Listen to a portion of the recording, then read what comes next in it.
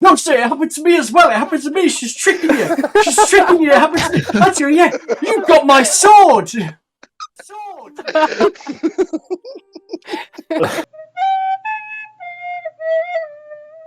The party made their way into Frest, visiting the White Fox and meeting Giselle, a young woman who had attempted to find out what became of her older brother, but succumbed to the cold conditions of the lake and was forced to turn back, sans a finger.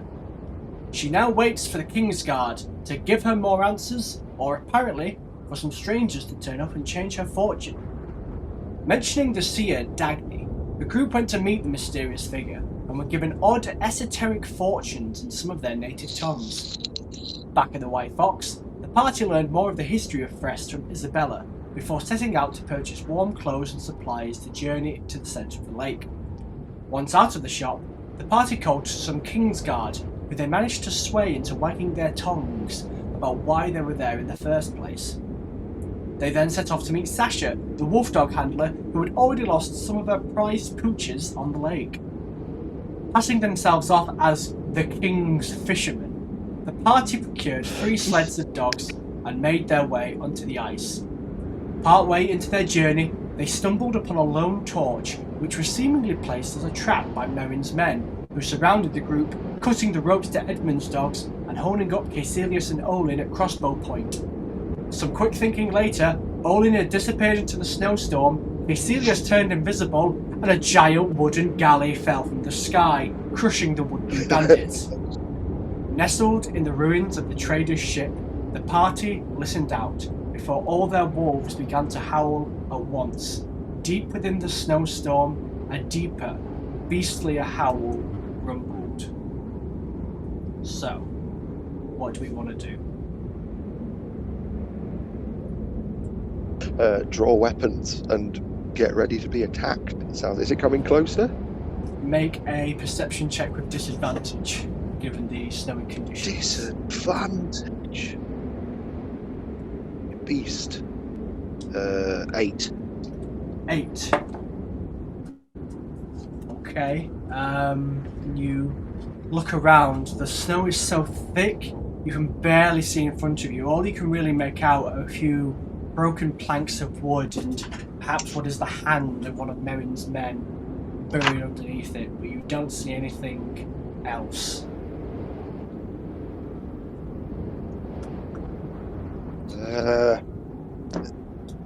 Anyone have any ideas? Should we stay here and hopefully it'll pass by, or should we go and hunt it down and just kill it? If we had to roll 20, I've just changed the map.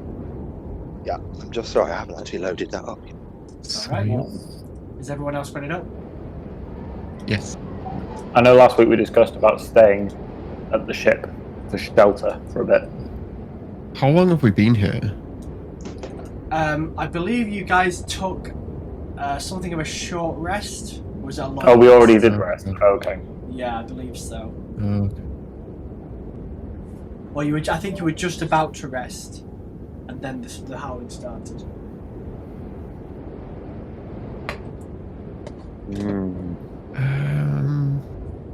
What would we like to do?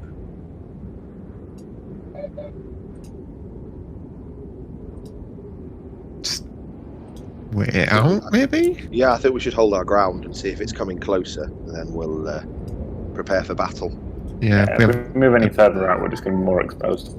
Yeah. Ah, cool. Okay, so We're in the ship. the party is staying still.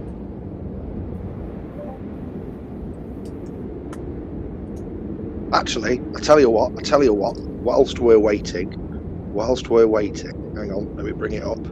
I am going to call down the blessings of the goddess upon us, which means I can bless up to 3 creatures of my choice within range. Okay. Hang on. Get 1 additional. I can't affect all of us. So I will touch Gragnar, Axe and Olind. Okay. And cast Bless on them. So you can basically Whenever a target makes an attack roll or a saving throw before the spell ends, basically you can roll a d4 and add the number rolled to the attack roll or saving throw. Very So you've good. got guidance essentially on your attack for the next minute. Okay.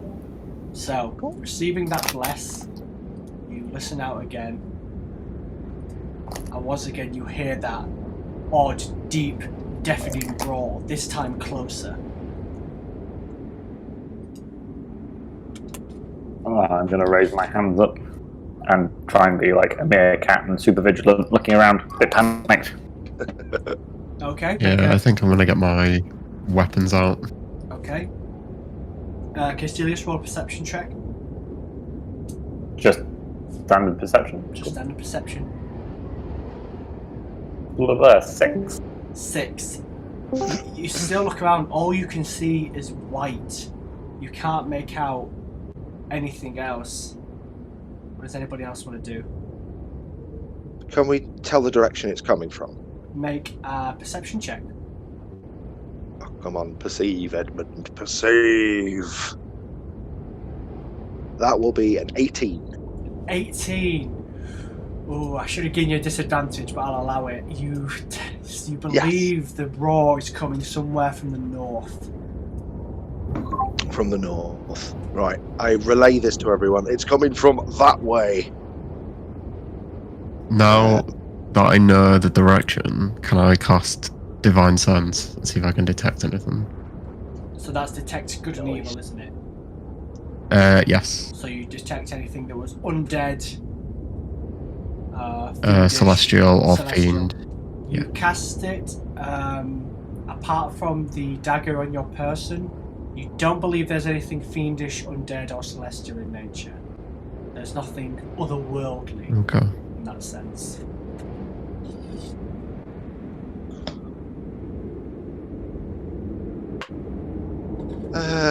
Well, Hmm. I think there's only one thing to do in this situation. That is Leroy Jenkins! And Edmund is going to move towards where he thinks it's coming from, see if he can see it. Okay. Will it let me? So Ed- hang on. 1, 2, 3, 4, 5. I'll go to there. Okay. Edmund, I want you to roll me. I want you to make a Constitution saving throw. Oh my god. God. Right, okay then. Hang on. Oh, that will be a unnatural 20. A Ah! freakish 20, as it were.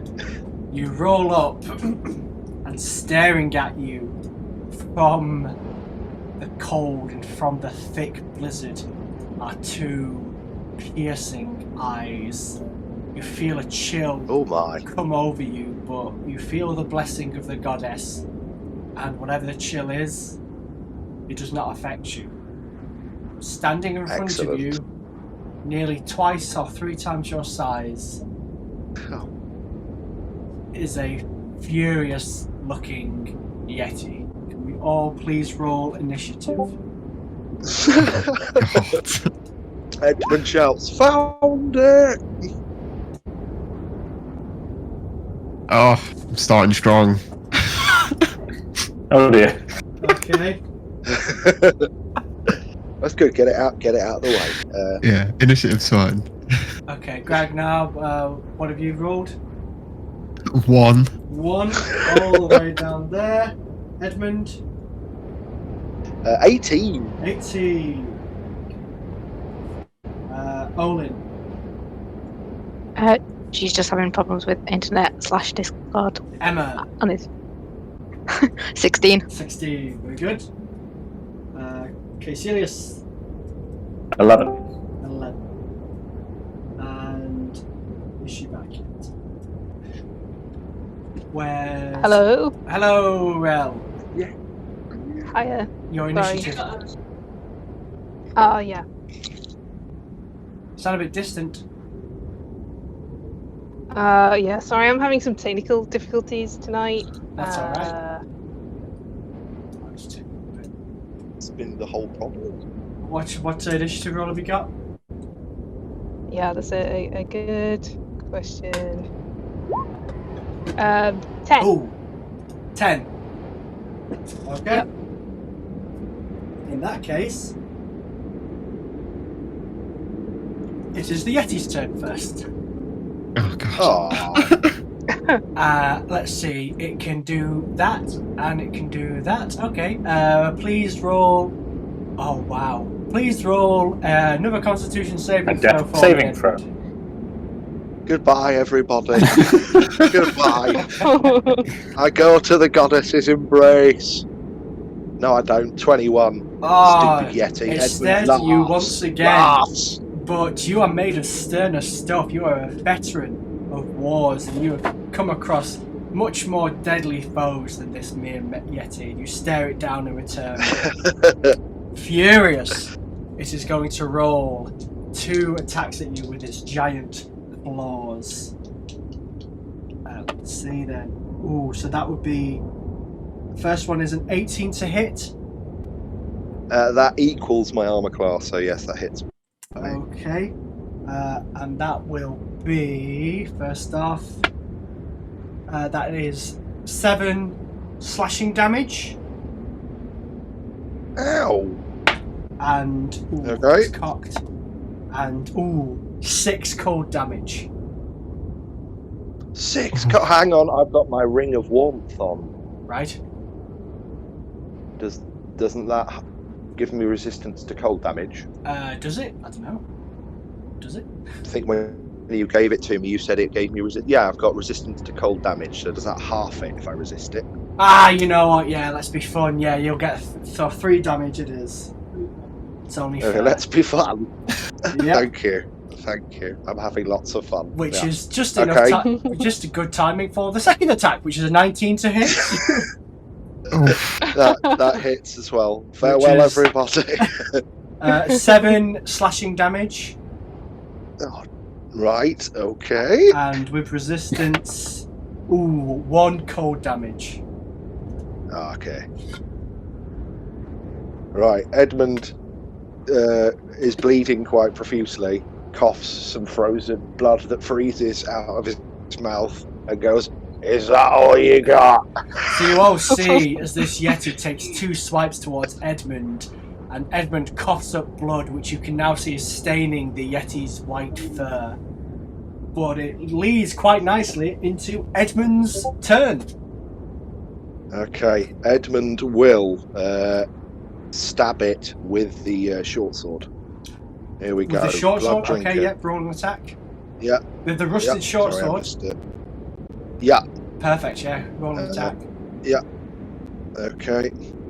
That will be. I'm going to use my divine guidance to add +10 to this, so it is the a hit. 7. It's a 21. 21, yeah, that To the that- 2 hit. Yeah, obviously hits. That hits. Okay, excellent. Let me just write. This is damage -1, isn't it? Because it's rusty. -1, yes. So that will be 4 stabbing damage. 4 stabbing damage, right, that's important. Let's go a second.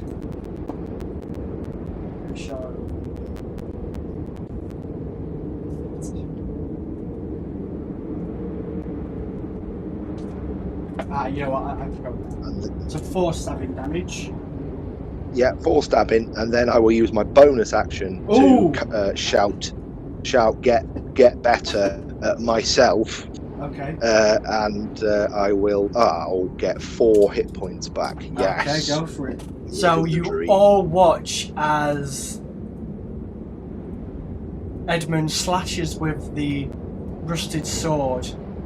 Edmund, you're probably the only one who can see this, but where you slash it and where you draw blood, yeah, the rust disappears and it's now shinier along the edge of the hilt of the blade. That's the important bit. That's right. Excellent. Is there anything else you'd like to do? No, that's all I can do. I will stay there and bleed. Very good. Okay, so next up is Axe. Yep. Can I? Well, try and move there? Let's see, 5, 10, 15, 20, 25, 30. Yes, you can. Cool. And then I assume I can hit the Yeti and avoid Edmund if I do a cone of attack. A cone of attack? I'm gonna. What cone is Yep, it? so I'm gonna cast Burning Hands. Burning Hands. That is a cone it's of not gonna like 15 that. feet. Let's see. So you'd have to aim it from where you are. It would have to be. Let's see. I'll probably allow it. If it was directly in front of her, like heading north, that would hit it. Yeah, you get catch it. Yeah, if it was. Let's see. 5, 10, 15. Yeah, I mean, I think I have more movement. I just don't really want to go close to it. Fair enough. Fair enough. 5, 10. Oh. Can confirm. Okay, yeah, Quite yeah, slashy. that makes more sense. Yeah, that's fine, that's fine. It is a large creature, so Cool. yeah, it should be fine to avoid Edmund. Yeah, Burning Hands, so what is it? It's just 3D as you hold your... Yep. Oh, dex saving throw, is it? Against 12. 12 get dex saving throw. Okay, let me roll for that. Ooh, that's a 16. Which... Half damage, right? I think so. I was just going to check. Yep, But- half damage on a successful save, so if you roll 3d6, let me know the damage. 12. So 12. 6 damage. Okay, 6 damage, okay. So you all watch as Axe runs up and with her hands expels this cone of flame. But the Yeti, as soon as it's hit and it sees the orange, it begins to scream, not howl, scream. Whatever you did, it is definitely afraid of the fire you've just summoned. Oh, now that's an interesting piece of news. I mean, we're in the cold, so I thought fire was the way to go. No, absolutely. Yeah. Yeah, Clever. absolutely. Yeah. Anything else you'd like to do, Axe? I think that's it. Okay. Unless I accidentally search, but I might save that. That's fine. So next is Caecilius. Hello. When we look at movement on the grid, is diagonal 5 feet? Diagonal's 5 feet, yes. Okay, Because in real fine. life, we do not walk forward and then left slightly to move left. What do you mean? I strafe all the time. Love strafing. Strafing, yeah. Alright. I'm going to move there, Okay. so I am in quite close range. But I am also going to cast Burning Hands. You can cast Burning Hands too. Yeah. Okay. Fiend Lock. Let's see. Yep, Burning Hands. So a cone, which yep, Dex saving throw of 13. Dex saving throw, and given how terrified it is rolling with disadvantage. Oh, Ooh. nice. Ooh. Ooh, so yeah, both of them would fail. So yeah, it has failed that roll. Full damage of 16 damage. 16. Ooh, yeah. So the flames surrounded again, and it is howling and screaming in terror and pain. Anything else you'd like to do, Caecilius? That is it for now. Wonderful. So next is Olin. Yes, I am going to try and put it to sleep because Put it to might sleep. as well try. Yeah, absolutely. Yeah, Go for I it. mean, it probably has too many hit points, but I'm willing to try in case Yeah. I roll, really, really, really well. Spike those So- dice. So I will roll 5d8. Let's see what it does. 20. It probably has more than 20 hit points. 20. So you see it get drowsy for a moment, but then the pain of the flame seems to rekindle it again, and it awakens enraged again, staring wide-eyed, its claws ready to gouge into something. Is there anything else you'd like to do, Olin? I think that's it. I think Okay. that's all I can do. Apart from run about a bit, but there's not a lot of point in that. Okay. So that leads us to Gragnar. Okay. Quite far away, aren't I?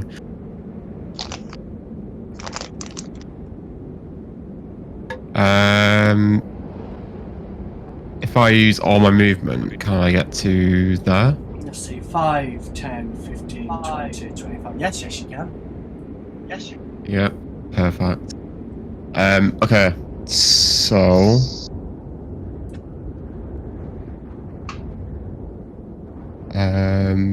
Olin, what's the range on sleep?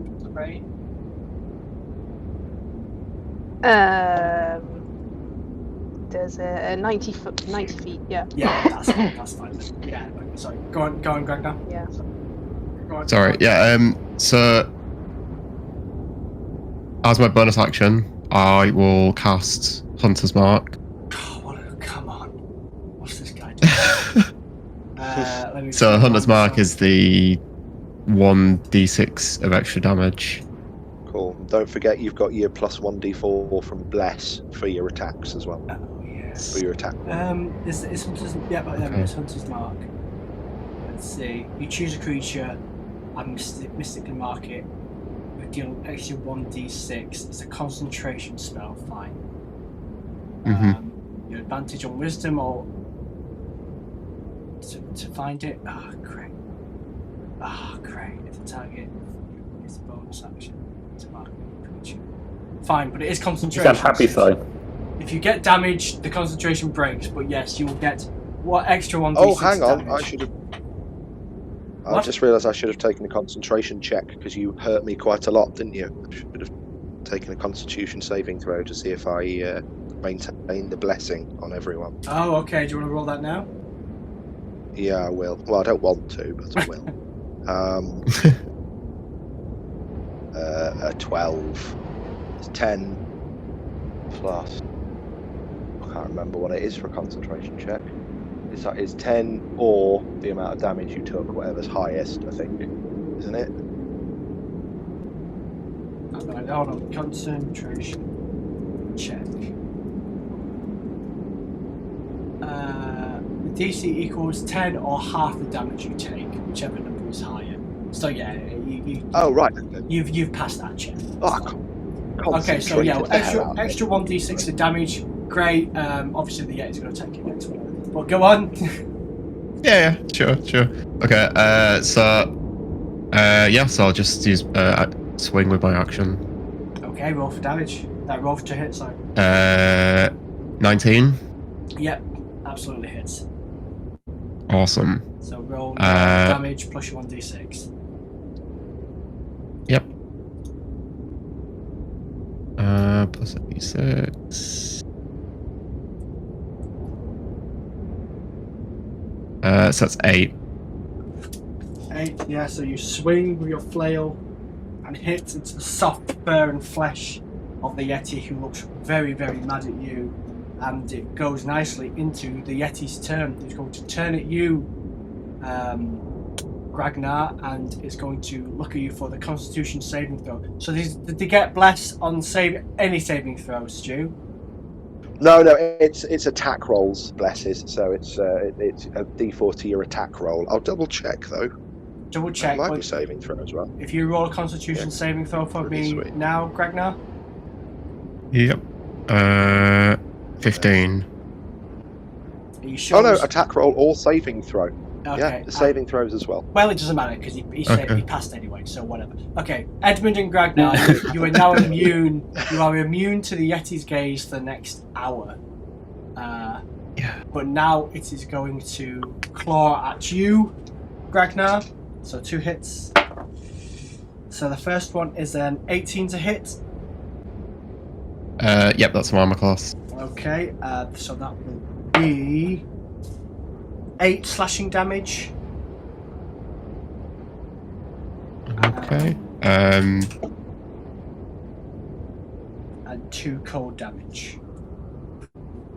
Okay. And I need to make is it Constitution saving throw? Yes. So if you roll a con saving throw, it'll have be 10 or Yeah, that'll be 10. 11. 11. Oh, yes, you just managed to bet me a 10. Just. The next was, I think it was a 17 to hit, which I don't believe hits because you have your shield up. No, it doesn't, no. Very good. Okay, so next it is, hold on. Actions. Fine. Next it is all Edmund's turn again. Okie dokie. Now, Edmund sees it turn towards Gragnar and shouts, "Oi, I was talking to you, sunshine," and attempts to stab him with the short sword once again. Yeah, roll for damage. Roll to hit, sorry. Yep. Boosh. Oh, it was going to be a crit and then it rolled onto a 2. I got a 6. That's 6. So no, so the sword, although it's shined a bit, is not quite hard enough to hit every time, and it kind of just shaves off a bit of fur from the Yeti. Okay, and then Edmund readjusts, and I use my bonus action to attack again with my War Priest ability. Brilliant. And this time I get an 11. An 11. So yeah, you just managed to shave off. So now the Yeti has 2 bald patches where you've tried to hit it and instead given it a bit of a shave. Right, and Edmund shouts, "You'll be embarrassed about that later." Don't forget to And tick that off is the that end War of Edmund's Priest. turn. Perfect, thank you. So Yeah, next is Axe again. Yeah, if I move here, can I fire a spell in between Edmund and Gragnar? Oh, Caecilius even. Without hitting them. It's just firebolt, so like straight line. Firebolt's a straight line. Yeah, firebolt Yeah. will be fine then. Yeah, that's absolutely fine. Cool. Ooh. Nat 20. Oh, nice. Nice. Plus a D4. Let's see. Oh, Rick of plus Ames- D4. Yep. Plus a 4, so D4. 28. What? I beg your pardon, what? Nice. What, damage? 28. No, 28 to hit, sorry. Oh, fine, yeah, thank God. Okay, it's a D20, fine. Okay, so that's 1d10, so that would be 2d10. And is she blessed? Does blessed count for damage as yeah. well? No, it's only for attack Okay, rolls it's and just saving throws. 2d10s then, Axe. Yeah, do you want it 2 rolls or just the roll doubled? Up to you. Well, I rolled an 8, so 16 damage. Roll it again. No, it will be double. Okay, 16. So once again, the Yeti begins to howl and scream in horror and pain, and now he's breathing a lot heavier than it was before. So next up is Caecilius. Hello. I'm just going to go with a nice Eldritch Blast, That's Ooh, no classic. which is How are you guys getting the time to make these memes? It's just Eldritch Blast. it's force damage. Okay, so roll for that damage. Roll for the hit, sorry. 9 to hit. That's probably a No, miss. so yeah, it manages to arc just over. Given how thick the snow is, a bit of that ice just gets in your eye, which makes you just miss off target. Is there anything else you want to do? Seeing if I actually have any bonus actions. I don't think I do. No, I don't have any bonus actions. No, I'm good. Okay, so next up is Olin. Can I just run up and try and stab it? Let's see. Yeah, looks like you've got a spaceship. Go for it.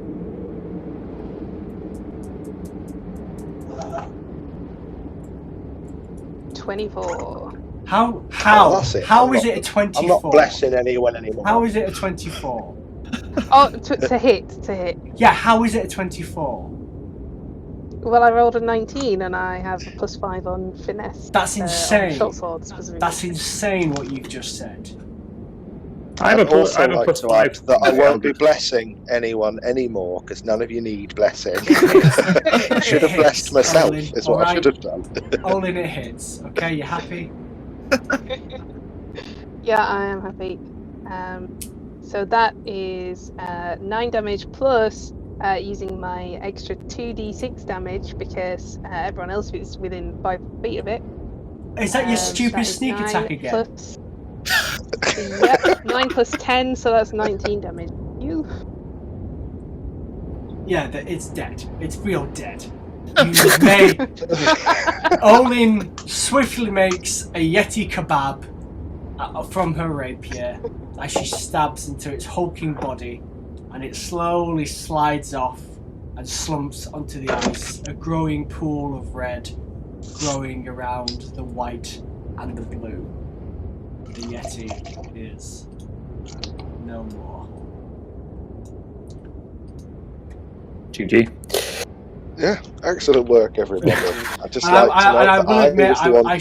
I will apologise to Gragnar. I should have taken disadvantage on the attack rolls because it was still scared by the fire. I don't necessarily regret doing that, given how overpowered once again you all were against it. But I want to hold my hands up and say I should have taken disadvantage. So my apologies. But still, yes, the Yeti is dead. I don't think it was that we were overpowered. I think it's because Edmund wore it out with his face, all that Probably, slashing yeah. and clawing. The, Edmund's yeah. poor body. The thing was exhausted. The two staring contest you had with it really lowered its morale. So the Yeti is dead. You are surrounded by the ruins of a broken ship. The wolves are still on their haunches, but are now slowly relaxing now that they see the danger has passed.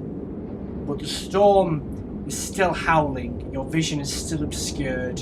The temperature is still freezing. What would we like to do next? Edmund holds his hand up and says, could I maybe suggest that we stay in the shelter of this ship a bit longer?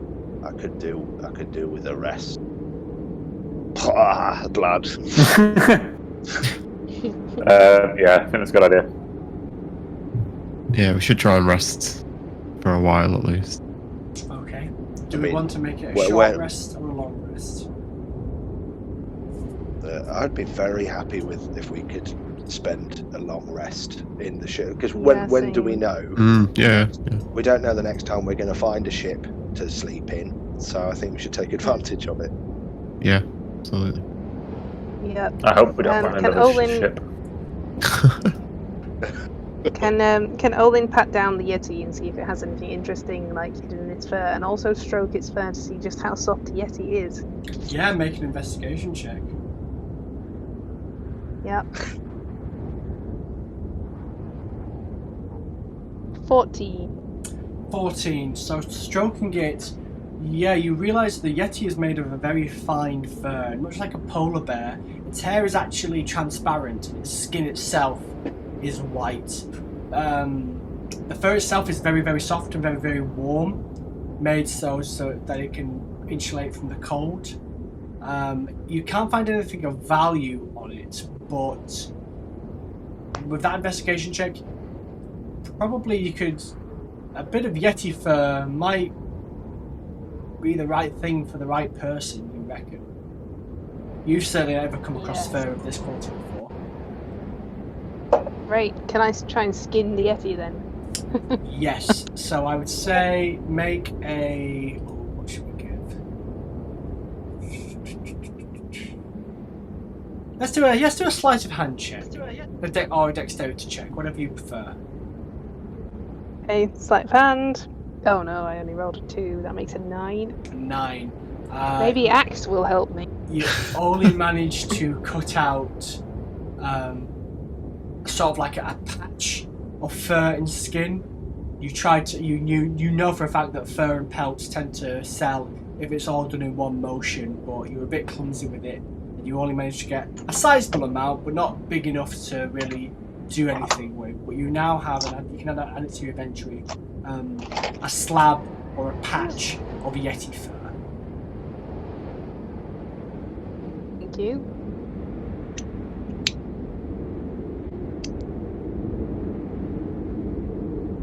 Anything else we'd like to do? Oh, are we resting? Edmund will start kind of resting if everyone's okay with a long rest. Yep. Yeah. How is Edmund? Is he still pretty... He's looked better. Yeah. but he's yeah. I'd say He's you not. make, He's not. make He's a, not done yet though. Make a medicine check if you want to know. Olin. Okay. Yeah. Only a 6. He looks fine. Looks healthy. Just Olin will be normal- like, "You've recovered well, Edmund." Why, thank you. Yeah, I mean, now I think about it, that Yeti wasn't very hard at all, and I didn't nearly die. It's all fine. Yeah, I saw a lot of blood there for a while, but yeah, you seem to have recovered. No problem. That was mostly the Yeti's blood. Yeah, don't worry. Bled on me a lot when I Great. stabbed it. Did you see me stab it with a sword? I Yeah, did it. Ah, great job. thanks very much. Right, and then Edmund goes to sleep. Okay, so we're coming around the fire. Oh, while he's asleep, can I investigate his sword? Yes, make one investigation check. Out of curious magical. Always looking for the next item. Well, 6, so I can't find it, presumably. Yeah, you can still. It still looks rusty to you. Okay, That's it, I'm afraid. I'll go to sleep. There we go. Okay. So we are going to sleep. Yep. Yeah. Okay, everybody tick off a long rest. My character sheets. Adolin, you'll need to join the campaign again, so I'll send you the link. In fact, I'll send you the link now, so if you just join it quickly. It's just so I have access to your main character sheet. And so it can appear on... Oh, I thought I already had. My bad. That's okay. For some reason... Well, I don't know. I don't know what happened, because for some reason your character isn't... Oh, I'll tell you what it is, actually. I was thinking your character wasn't appearing on the Twitch overlay, but I think you have to click to the next page. So maybe you are. Okay, that's fine. Never mind, then ignore that. I'll just hit capture now. Cool. So, we all take a long rest. The fire and the shelter of the ship is enough to keep us warm, especially with the furs we're all wearing, looking like a weird black-eyed peas. Sometimes we're stirred by the dogs having a sniff or a bark, or thinking we've heard something else come closer. But other than the constant wind, sleep is pretty much uninterrupted. And you wake to, well, you're not sure what time it is. The sky is still light and grey, or what you think is the sky anyway. But you can still only see a few feet ahead of you. So what would we like to do? Right, we had a rough direction we were going, didn't we? We were using the compass. Shall we Yeah. Yes, Keep heading we for the were. centre. Yeah. keep going? Forge on. So who had the compass? I do. Okay, so roll me a survival check with advantage.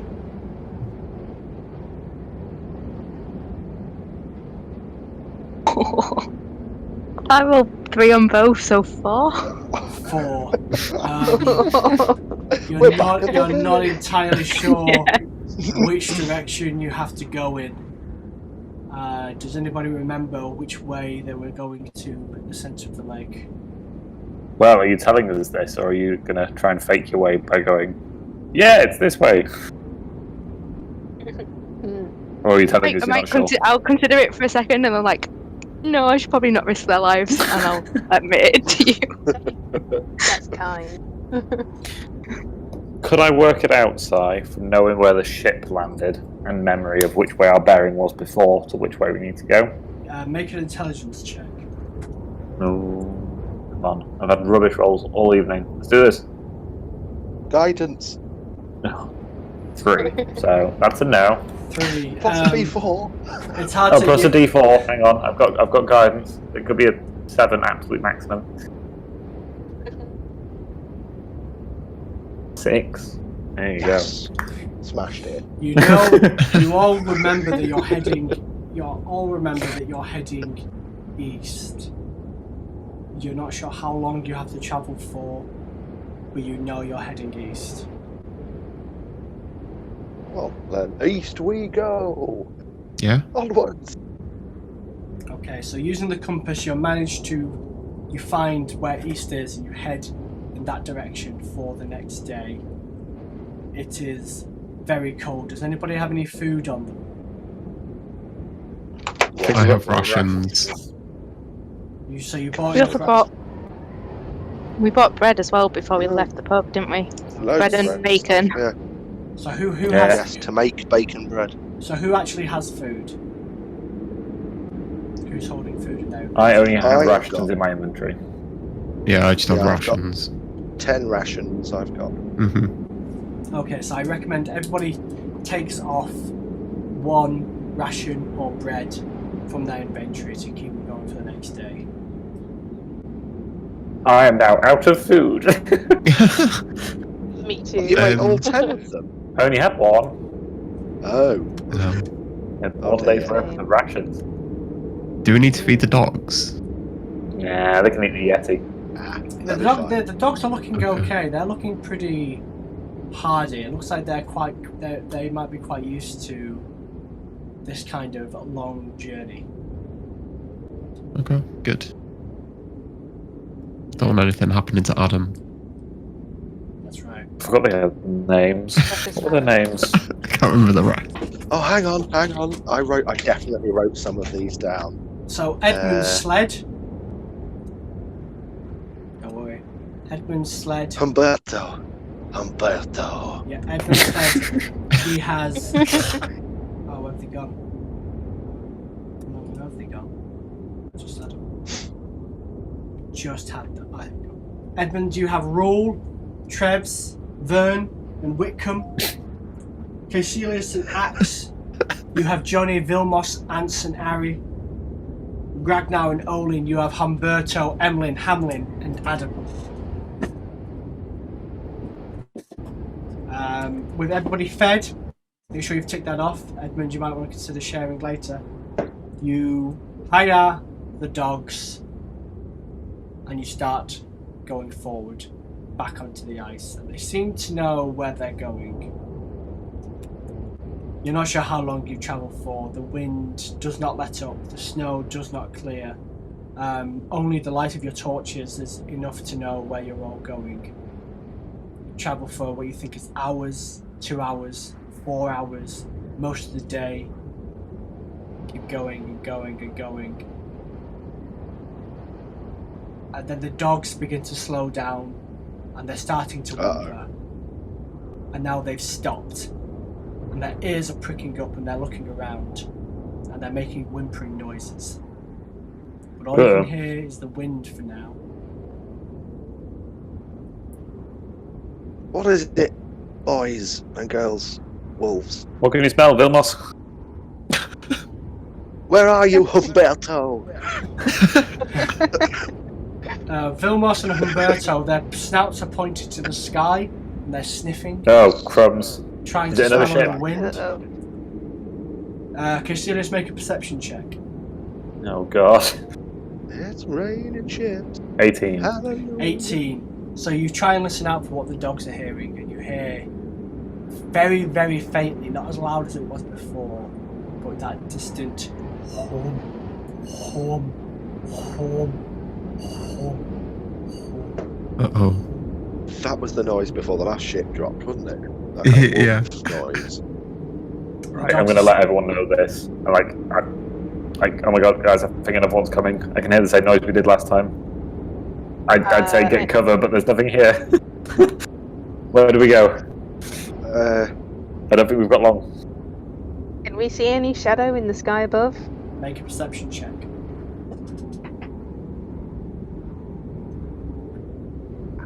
11. 11. It's very, very hard to tell for you because there's no real source of light. There's no real way of seeing if there's anything blocking it. But you, from that 11, you can very, very. All you hear is one.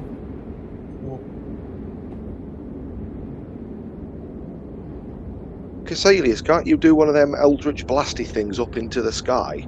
See if there's light, what what's up there. Good idea. I raise my hands to the sky and I cast Eldritch Blast. Okay. I don't think I need to roll for damage. Roll but for damage. Roll to hit. Oh, the hit. The sky. 16. He's missed the sky. 16. If it was a crit fail, I end up probably hitting you. Yeah, 16. So you watch as Caecilius aims into the sky and fires an Eldritch Blast. And the dogs kind of are startled at the sudden attack. Then they stop for a bit. And nothing happens. And then all of a sudden, about 50 feet to the left, you feel and see and hear what can only be described as a very, very sharp wind that kind of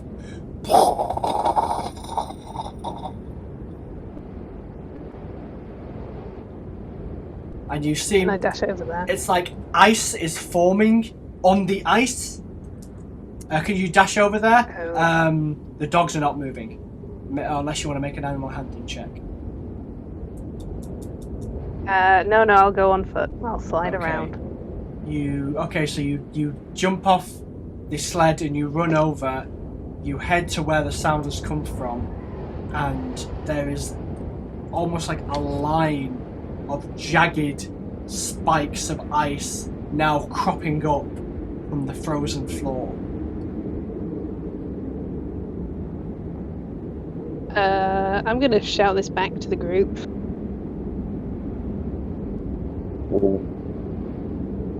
Do we see this? Caecilius, it sounds magic. Go and investigate it. Make a perception check, Caecilius. 19. 19. Oh, nice. You can definitely make out the outline of Olin and what looks like some kind of shape or wall that was not there before. So yeah, these are what you can see is Olin, and then in front of it, large spikes. But when you look further, you can see it's about nearly 100 feet across, almost like a wall of ice, spiky ice that's just appeared out of nowhere. I relay this to the group. I'm going to send Ash as Raven to see if he can scout, get a bit closer. Okay, so you're sending Ash the Raven up? Yep, he's going to fly all the way, 100 feet away, 50 feet away. 100, what, how far can he fly? Let me check. Oh yeah, I think he's got quite a fast speed. I think he can go. Oh, What does it? oh no, he can go as far as he wants. As long as he's within 100 feet, we can communicate telepathically. Okay, perfect. Nice. Let me just check something. Okay, and he has. Let me check something.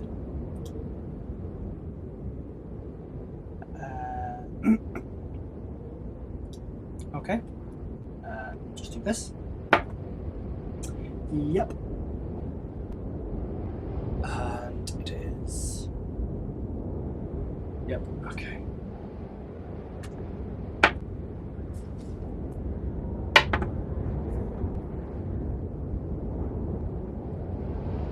How many hit points is Ash? Oh god. Uh-oh. 10. 10. You walk into Ash to see what is going on. Even with actually make a perception check with Ash. With Ash's perception. Yeah. Which is perception, wisdom modifier is +1, same as me. 11. 11. Even with Ash's eyes, it's hard to make anything out from the white and the snow.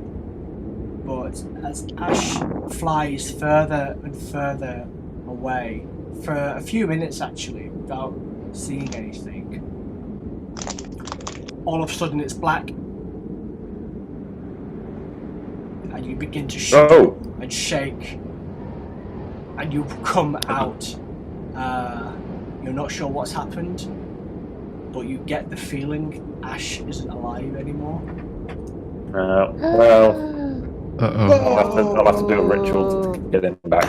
Fine, I relate this. Mr. BK. Ash is. No. Ash is. He's gone on a little trip. He'll be back later.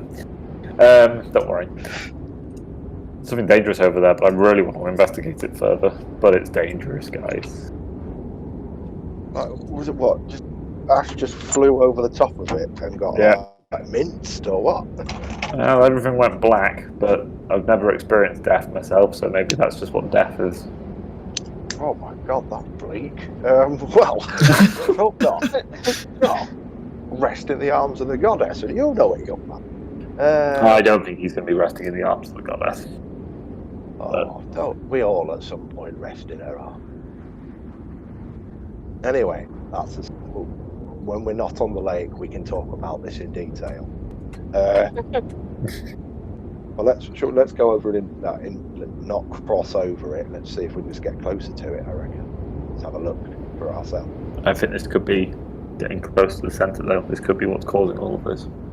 This I've could got be, that feeling. Indeed. I hadn't thought of that, actually. Yeah. So I'll be 2 seconds. I'm just going to turn the lights on. It's gone dark in here. So what would we like to do next while Kisiri switches the lights? Carefully wander over to this wall of spike. Okay. Are we... What will happen? Will the dogs stay? Or will they run The off? dogs are not moving. Okay. They're still... Actually, make a perception check right now.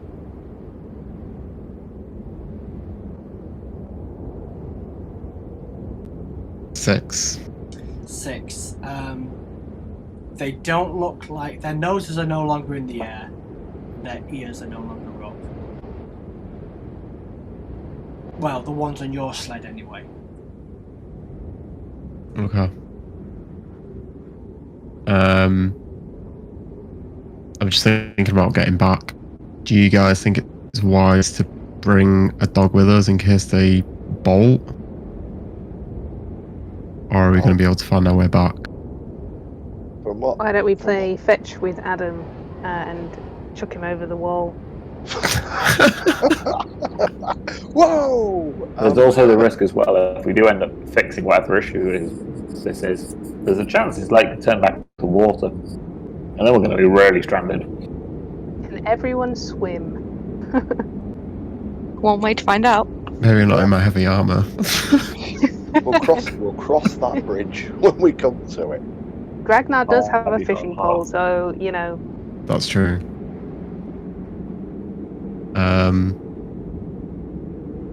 We'll walk back and the dogs will find their way back to Sasha. That's what I mean. Should we... But I'm more thinking about like us finding our way back. Yeah. That's Do fair. we want to bring a dog with us and then send the others back? Oh, we could do. I I'm don't not great know. with animals. Yeah. Shall we put a note in, like, their mouths, or, well, not their mouths, like, on their collar or something, so that that we made it to the centre of the lake and we can just describe some of the things that we've seen? Oh, and send information. It's a good back. idea. That's a good idea, yeah. We should do that. Yeah, let's do that. Okay, so what's the plan then? So So- you're stranding us in the middle of the lake, effectively. Just... The dogs aren't moving right Guess. No, but they're talking of sending most of the sleds back, or all the sleds, and just keeping a single dog. now. Okay. It's up to Yeah, you guys, is it a case of, rather than sending them back, just preparing for if they leave before we come Yeah. back? That, yeah. We Yeah. yeah. Yeah, that makes sense, yeah. So what do we want to do? So Olin's going to write a note, like describing the things that we've seen. So we fought a Yeti, a ship fell out of the sky, and we found a wall of spike. Hello. Sorry, I lost everyone. give me a In second. what we think is the centre of the lake. So, we found a Yeti. What else? Yep. What else do you want to write down? A ship fell from the sky, The ship fell from the sky. Yeah. and we found. Is it a wall of ice spikes? Right. We found a wall of ice spikes In what we think is the center in of what the lake. we think is the center of the lake. We believe it's trapped. So if we don't make it back, It's trapped. Don't make it back. Avoid the lake. then Giselle was the one that sent us. Then Giselle was the one who sent it. Okay. Is it worth making 3 notes and putting 1 on each sled? And then you. Oh, yeah, increase- go on, Axe. You write one, please. I don't want to have So to write what 3 what notes. what equipment do you have to write this all on? So we have like Oh. a paper and. Oh, I know. I'll rip out a page of the Elf and the Maid. I literally have parchment in my bag. You need that. Let's have a look. Yeah, Let me but check- I like the That's idea of fine. them finding a. Check your equipment, people. Oh yeah, you've got 1 sheet of parchment. Okay, Celius. Decide what Yep. you're going to use. I'm just going to nip to the loop. Doesn't specify how big it is. Oh, no, It's I've got- like the size of a duvet. I've got 10 sheets of parchment. Ooh. Weirdly, the item is called parchment brackets 1 sheet, and then it says quantity 10. Okay. Do we have something to write can we do with? some of that? I think I've Yeah, got I some. don't. Yeah, I've got an ink pen. Oh, I've got perfect. ink. Right. Turns out I Also don't have proficient in any calligrapher's supplies. So right, I can. Oh, and you can Write what you pen need to. beautifully as well. Yeah, Mhm. be like a monk's illumination. Awesome. To whom I it do may have some concern. rope though, actually, which might be useful. 50 foot of hempen rope, you know it. Yeah. Yeah, I've got that as well. Oh, So we could tie them It's a all classic. together. Yeah. Yep. Yeah. How tall were these spikes? I think they're about. He said 100 feet, right? No, or am I? I think did they were I mishear 100 that? feet away, Oh, okay. but I think they were like 50 feet up. No, the spikes were 50 feet away from the dogs. They were 100 Oh, feet all the way around. long. Wow. Okay, so we're taking 3 parchments from Caecilius. Yes. Yeah, we're moving that from. And we'll get My Caecilius to quantity, write yeah. it with his ink, which is fine. I'm guessing we're putting 1 on each sled. Yeah, and signing it from the Carrot Corp. Fine, signing the Carrot Corp, absolutely fine. Okay, make sure- No. Do we need to say that they signed from the King's Fisherman? Oh, yeah. Oh, yeah, but with a little picture of a carrot Perfect. next to it. signed Let's by go. Okay. the King's Fisherman brackets Carrots. Should Okay. we end the note with avenge us?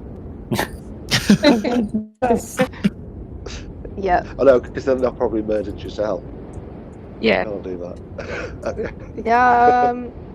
Well, would it be such a bad thing? I mean, It'll stop her sending people to their deaths, certainly. yeah, exactly. Are we putting a PS on then, or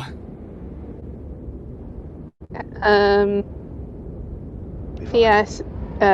Invest money in magic carrots. That's money in magic carrots? Okay. So, are we putting in the Definitely same don't note sound on all 3 completely sleds? insane. Yes. Yep. Mhm. Okay, so you put a note. You manage to make sure it's secured to each sled. And then what are we doing? Can I unbuckle Adam and try and use the rope to make a leash? Are you sure you want to risk Adam? He's fearful. Yeah, take Oh. Adam into the danger. Yeah, he has a good nose. Okay, so He'll help us. make an animal handling check and make a dexterity or sleight of hand check, whatever's high for you. Animal handle. 16? 16, okay, Adam comes with you willingly. Awesome. Welcome aboard, Adam. Welcome to the camp.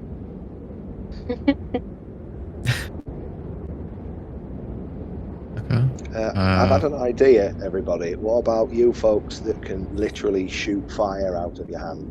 See if we can melt some of this and get through Ooh, That makes I sense. that's a it. good I idea. might see if I can Do you call want on me the to try and goddess for climb some it? razzle dazzle as well. Sure. Yeah. I mean, if they're only 50 feet away, you can do it from here, and then if something goes wrong, we're slightly further back. Good idea. Smart. I'm gonna get well out of the way then. Before we start casting fire, I'm going to try casting Eldritch Blast because I can do lots and lots of that.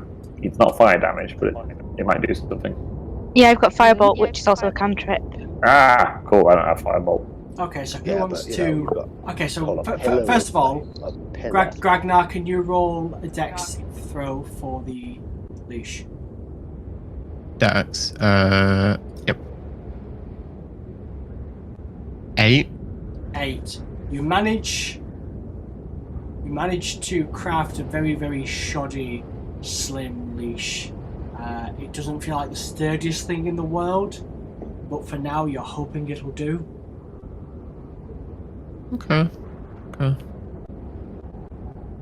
But Adam seems to be following your order with the animal handling check. In terms of the wall of ice, what do we want to do? I'm going to try an Eldritch Blast, but I think Firebolt might be our way forward.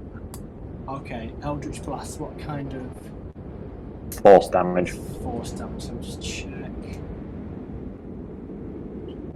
Okay, roll to hit. 12. 12, yep, that hits. Roll for damage. 7. 7. So you fire into it, it cracks, but it's still staying solid. At least I can just keep doing this. yeah, roll to hit again. And we've also got, I think let's do some Firebolts. Yeah, I was gonna say, I want to go. Okay, Firebolt Sacred flame. first. Firebolt first. It's like, Emma, do you want to roll to hit first? yeah. 15. Yeah, that hits. Roll for damage. 9 damage. 9 damage. The about a 10-foot section in front of you smashes,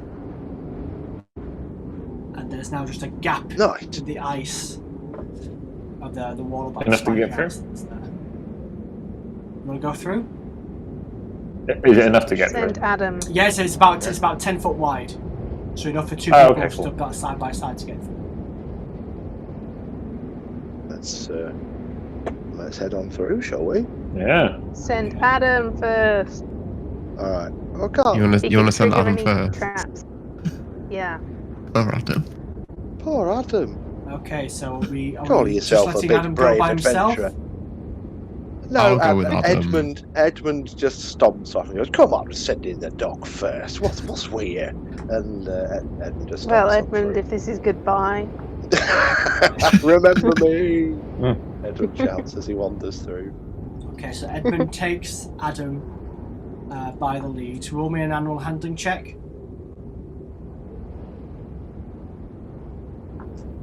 Right, here we go. Come on. Be a good boy. 6. 6. Here, he looks a bit nervous, but then he just keeps on walking. Hey, come on, lad. Through the gap, through the wall of ice, onto the other side. You're still outside, there's still snow, there's still wind. Okay. Did we ask how like long the wall was? Like, is it? Oh yeah, I just Does it imagined it end? extended off into this huge circle. So you, from the perception checks you guys it's did, 15 feet wide. it was literally a 90-foot long line of ice. Oh, so it's just a line. Oh, it's just a line. Just a line. What, around it? So that's it. So you're still outside, still snow.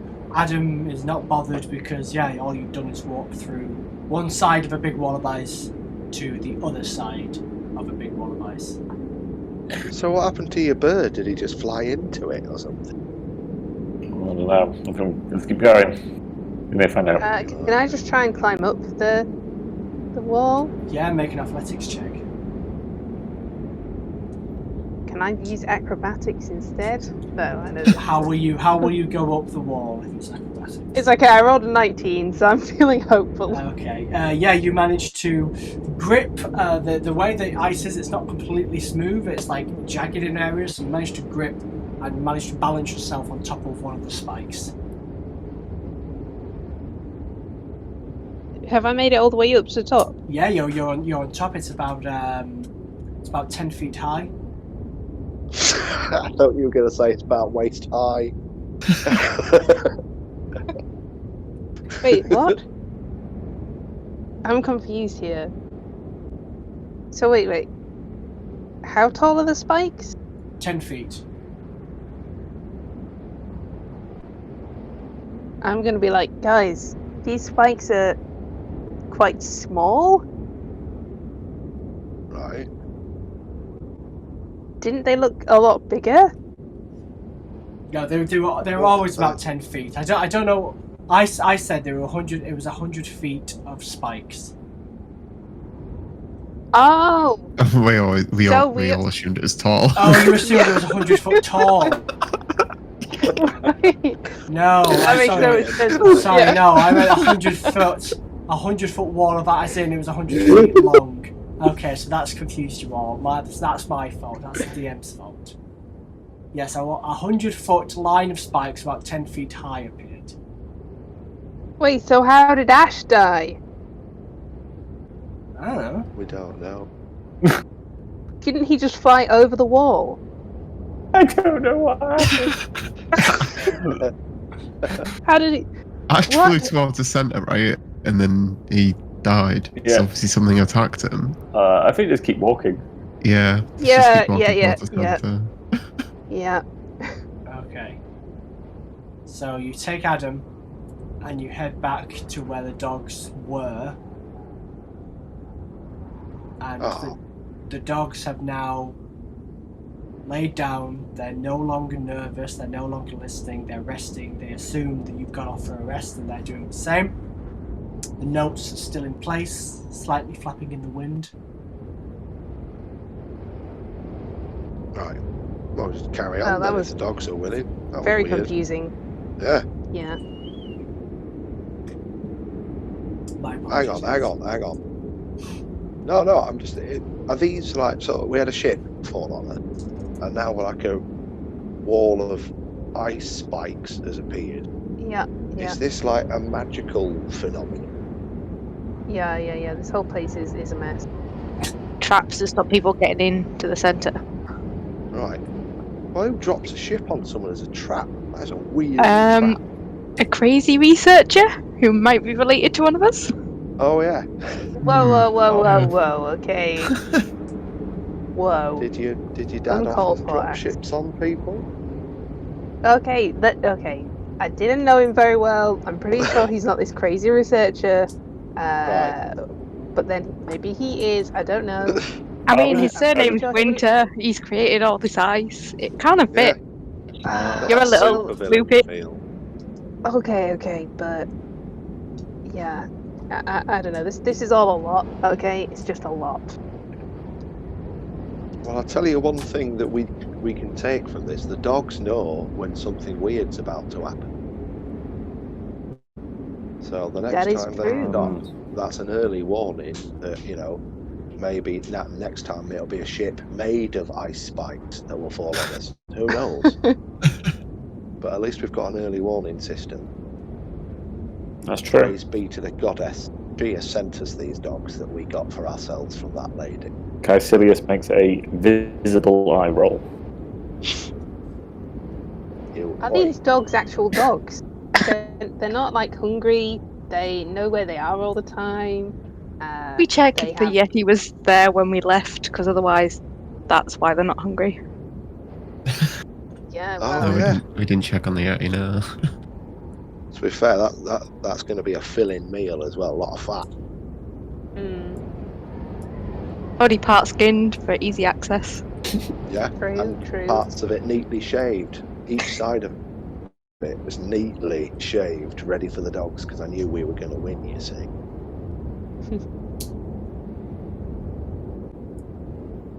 Shall we forge on? Yeah. We probably need to fix the notes at some point because they're now inaccurate. Because we said we thought we were in the centre of the lake. But the next time we might need them to be sent off. We'll be closer. We might have found it by then, so leave it for now. Okay. Cool. Onwards. Onwards. Onwards. Okay, so we head back to the sleds and we get on board. What are we doing with Adam? Attach him back up if we can. Yep, so you attach him back up, no Give him problem. a good little pet. But the dogs don't seem to want to move. So have we reached the point where they just refuse to go any further? You Are make they intelligence, tired? make an Like- intelligence check, Edmund and Olin. Not my strong suit. 6. Oh, not mine. 3. 3. You can't. Nice. You can't really Double as recall clever. why they might not be moving. Alright, can I just try and drive them on? And kind of, Yeah, come on, make- lads. Make an animal hand. You've got. Do you have tools? Make an animal handling check with advantage, as they are technically part of a vehicle, like you would with a cart. Oh, excellent. That's going to be a 15. A 15. You manage to. Yeah! They're nervous for a bit. You hear a few of them whine, but then they start to trot on. So Edmund's cart is now the sled is now moving forward. Hopefully that will inspire the rest of the dogs. Yeah, I guess seeing that, I'd rather say. Yep, same. Okay, so everybody else roll animal handling checks, unless you're Axe, who gets advantage. Okay, grab now 17. Yep, you. 17, Yeah! yeah. The dogs again whine a bit. They kind of shake their snouts, but then they start going. And then Axe and Caecilius. 7. Okay, Caecilius.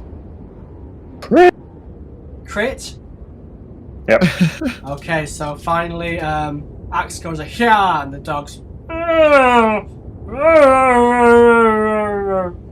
as they tend to do. Then Caecilius just goes annoyed at the fact that he's lost his own companion. Go, dogs! And the dogs and then start going. And yeah, they're making good pace. Good pace. Nothing seems to be happening now. You seem to be making good time. But now that you're awake and you've been awake for this long, now it is starting to get dark. And the dogs are slowing down. It looks like maybe after a day's travel, yeah, the dogs now do need feeding. Is there any food that could be given to 12 dogs? Uh-oh. One of the dogs. Well, I can give them the, since I very poorly skinned the Yeti, I'm sure there's probably some meat left on the other side, so... We could always cut a hole in the ice and Gragnar can do some bit of fishing. That's true. Yeah. So Big you want to adventure. try and feed them? I have 9 rations. 9 We have some rations? Obviously- bacon somewhere. We obviously don't want to use them Someone all, has but I'd say 1 ration could probably feed about 3 dogs.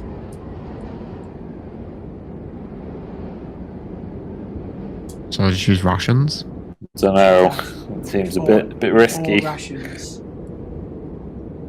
What have we got between us? I have literally no food on me now. I think There's I still- have I have 9 Yeah. rations. They're still going. They're slowing down, but they're still going. We get the feeling that yeah, now they're hungry in the city.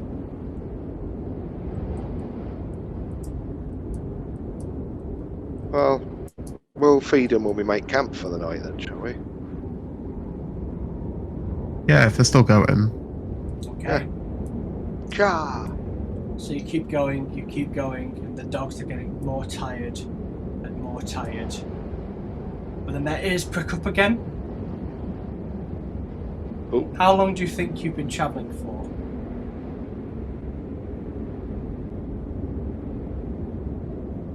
Well, we did a big Probably- rest last time, so it must be less than less than 12 hours. Yeah. I thought we were supposed to get to the center of the lake in a day with the dogs. That was with good weather. No, and it wasn't the centre. There was a point where they refused to continue. And that's why the dogs wouldn't go on. But I thought we'd gone past So the dog's ears prick up, just back there. and it's getting darker and Right. darker. And you were pretty sure they were tired. Edmund, you notice Vern, who's at the head of your sled. He picks up and he kind of barks to the rest of them, and they shoot forward, the hunger seemingly disappearing. Caecilius and Axe. Johnny, for you, again at the head of the pack, notices this and all of a sudden gets a burst of energy, and it's Humberto from Gragner and Olin. Humberto, with his toffee-coloured fur, as he chases, and all of a sudden you're going, and you can see the outline of something just barely in the darkening grey in the snow.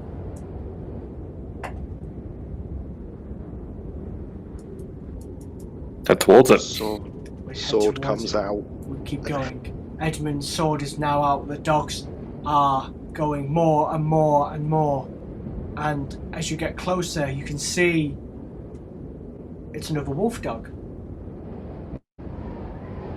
Oh, And as soon as he sees you coming towards it, he goes, "Woof!"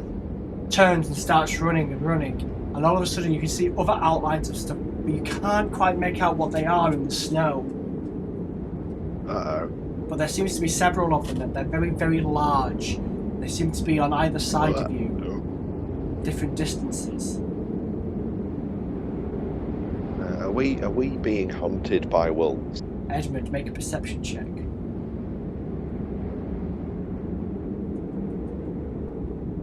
Oh God. 4. You can't make out what they are. They're not moving. They just seem to be very large shapes. But the dog is still running. The other dogs are still following. And you're going and you're going and you're going, and they're still going, and they're getting faster, and the dog is woofing behind them. And all of a sudden you can hear even more woofs now, suggesting there's even more dogs in front of you. And you keep going and going and going, and all of a sudden, hold on.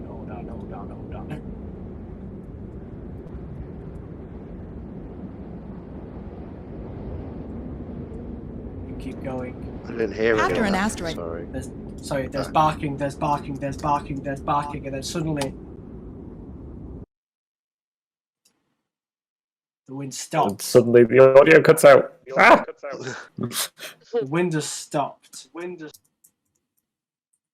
dogs stop oh. dead in the tracks. The snow is no longer hitting your face. The cold slowly dissipating off of your body.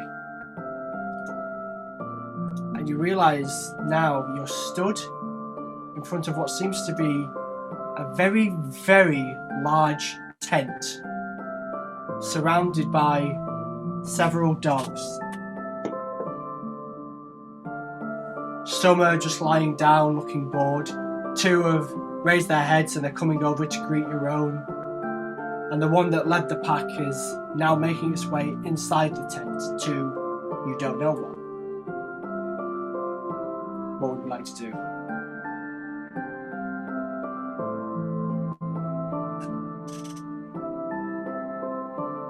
I guess this is the center of the lake.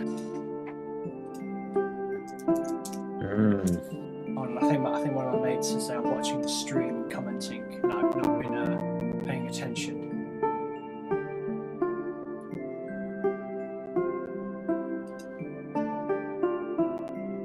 So, yep, here we go. Oh, it's two of my best mates are watching. Fantastic. Hi, Prof Sim. Long time listener, first time caller. Love the streams. Keep it up and love to the family. And then for some reason, slow down. Keep watching. Fantastic.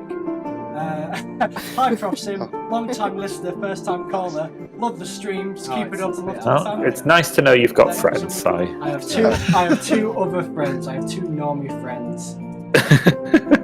Well, I mean, you're saying that. You could have paid these people to just tune into this. Yeah, that's true.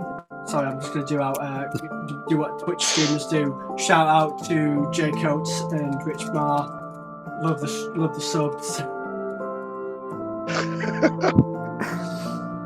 So, apologies. So, yes, so the snow has stopped. There's a few dogs lying around. What would we like to do? So, what is it like? Is it warm? Is it just nice weather?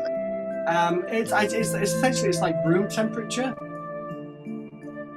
Are we still on a lake, or are we in an island that's in the middle of the lake? Make a perception check.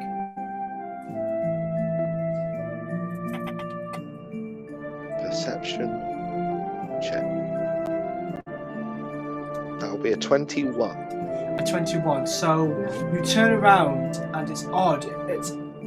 You can see outside behind you. There is the snow. There is the lake. It's like there's a domed glass window behind you, right, which is keeping the weather out. Right. What? Edmund goes up to the dome and just sticks his hand through it. So you stick your hand through, and your hand is freezing. You can feel the snowflakes from outside hitting it. Pull it back in again. Well, this is new. Can I do I'm guessing this is completely magic, but some form of Arcana check? Roll an Arcana check. No one's going to tell me this is magical.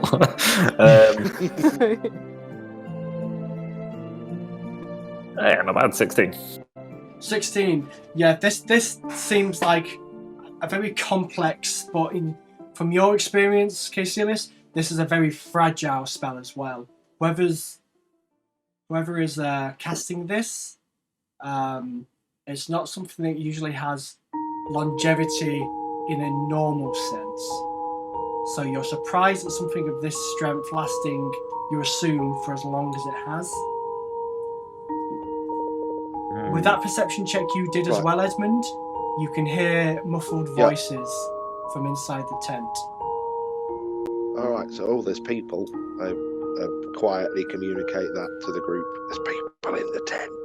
Okay, Olin is just going to shout, sorry, hold on. Just before you do shout, Olin, with the perception check you did as well, Edmund, looking outside of the dome, you can now recognise those shapes you saw were broken wooden homes that are covered in icicles and spikes of ice. Okay. But yes, Olin, you wanted to shout something? She's going to shout, Winter! Oh my. You hear some shuffling about, and at the door, at the entrance of the tent appears two half-elves and two humans, gaunt looking in Kingsguard regalia, looking at you saying, bloody hell, who the heck are you guys? Olin's gonna look really disappointed. There were some humans there as well. Oh wait, I suppose actually, yeah, that's true. He could hypothetically be Kingsguard. Okay, Olin's gonna be like, one of you humans, Winter. They kind of look at one of them and say, "Wait, what? Who are you? How do you know Winter? What are you doing here?" We're here to find Winter. They just look and say, "You're not here to rescue us, then?" No, unless you are Winter, we do not care about. Oh, well, now, come on. The two half-elves kind of tut and walk off. And the two humans say, just get in. Leave the dogs there. Hold on. Giles, we've got more dogs. Another human walks out and says, what the? Giles, we'll let us sort it later. Just look after these dogs, will you? See if you've got any spare meat just lying around somewhere. There's got to be something. The two humans lead you in. And they go, look, guys. They're looking pretty gaunt. They want our dogs, and they're looking gaunt, and they're saying they have spare meat. I have concerns about Adam. Yeah, that is a very good point, actually. Make an insight check. They're totally going to eat our dog. Yeah, 100%. Can I make an insight 10. check too, please? Yeah, of course. Oh, good. I'm good at this. 16. Okay, and Olin? 10. 10. It sounds like they want to feed the dogs. They don't want to feed on the dogs. Well, that's better. So no matter what situation Why they're in, are it they doesn't look like so they're so good? desperate that they'll eat the dog. And from the fact that you can see many dogs lying around looking quite healthy and relaxed, yeah, they're probably not eating the dogs. Oh, that's Okay. Edmund says, we are looking for this man Winter, but we're also looking into what's causing all of this bother, and we're here to put an end to it. The two humans start laughing and say, yeah, so is he. Oh my god, whatever. Marvel! Looks like you've got more fans than just us. And as you enter the tent, you can see that you're surrounded by bunk beds that seem to have been fashioned from ruined bits of wood.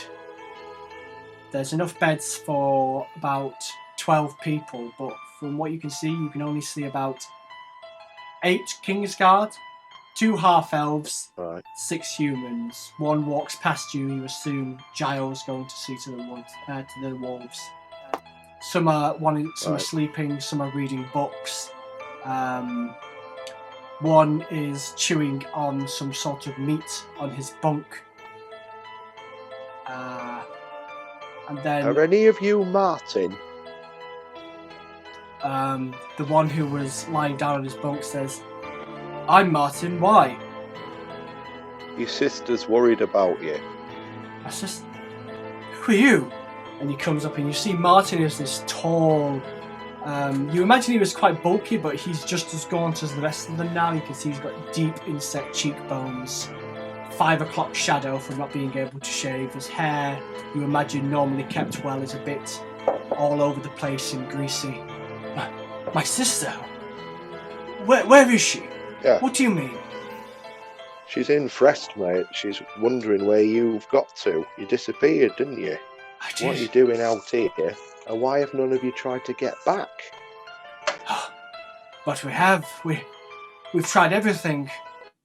And he kind of points to the one who's sleeping. And you can see the one who's sleeping has a bandage around his foot. You can look over to the half-elf as well. And he's missing 2 fingers on his left hand. Oh my god. The weather here is much more brutal than on the edge of the lake. We've tried several times to leave, but the creatures, the noises, the wolves don't want to move. We've ran out of food. It became too cold. We tried everything, but well, you've been out there, and Goddess knows how you've made it this far, but it's much too difficult a journey to return, and that's why we've been trapped here with him. And you now look, and with all these bunk beds, you've seen there's a large wooden table with various books and scribblings on it, and stood behind it, who hasn't even noticed your presence, furiously scribbling and reading through notes, is a older human gentleman, much older, who wears well-worn, thick brown robes that actually look like they'd be quite toasty and comfortable within this weather. He has long white hair, which is straight in some places and kind of curls and puffs out in other places. And you can see he's using a finger to guide against the textbook and then scribbling something down in the other. My sister. What did she say? What was she doing there? What's going on out there? Well, what's going on out there? They're wondering what's going on in here. Everything's carrying on as normal out there. You're the one who disappeared from, is it months that he's been gone? He looks and says, I have no idea. The day and night, we can't make head or tail, or whether it's daytime or nighttime. Has it really been months? Yeah, everyone has been wondering where everyone's gone. All you Kingsguard that have come out here just haven't returned. The rest of the lads back in Fresh, they're all just sitting there not doing anything because they're convinced whoever comes out into this lake never returns. Wait, but now so you mean we find you lot just hanging around in this lovely, pleasant the dome. other four? Why don't you just... The other four, did they return? What other four? Goddess. And he stomps over to Marvel and says, "It didn't work, you old fool. You said it would and it didn't." And this man returns, doesn't look up from what he's doing and says, "I never said it would work. They assumed they had the correct answer and clearly they didn't. And besides, just because they're not in that accursed village at the edge of the lake doesn't mean they haven't returned. They could be anywhere." Marty looks visibly annoyed. Marvel looks up and says, "Goodness me, not more of you. Just how many people is that blasted king going to send out here?" First of all, don't speak about the king like that. And secondly, we're here to fix this. We're not lost. We came here by choice. By choice? Tell me, sir, are you medically insane? No, just a bit. Just the right amount insane. Right. Mercenaries, I presume then. You're such a mixed bunch and you don't seem to be wearing a matching uniform like the rest of these rescue parties that have come to me. So, are you the researcher? I don't know what you've been told. I am a researcher, yes. And what's your name? My name is Marvel. Marvel Winter. Okay, can I just say, Olin right now is like hiding behind Edmund. Oh, I'm trying to find like Olin, like looking at her face. Like, does that name ring a bell? Is this who we're after? Make an insight check. In my mind. I mean, who? Me? No, Cecilius, and I'll decide what. Okay. Oh you yeah. figures out. 17. What do I see? What do I see? What do I see? It definitely looks like Olin has been looking for someone of this name. Whether she's ever seen this man before, though, you've no idea. Ooh. Cool. I'm sorry, what did you say your name was, sir? Looking at you, Edmund.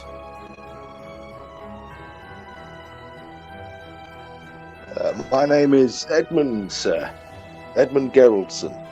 Very good. And what exactly is your mission? You've come to fix things, have you? Do you know exactly what it is you've come to fix?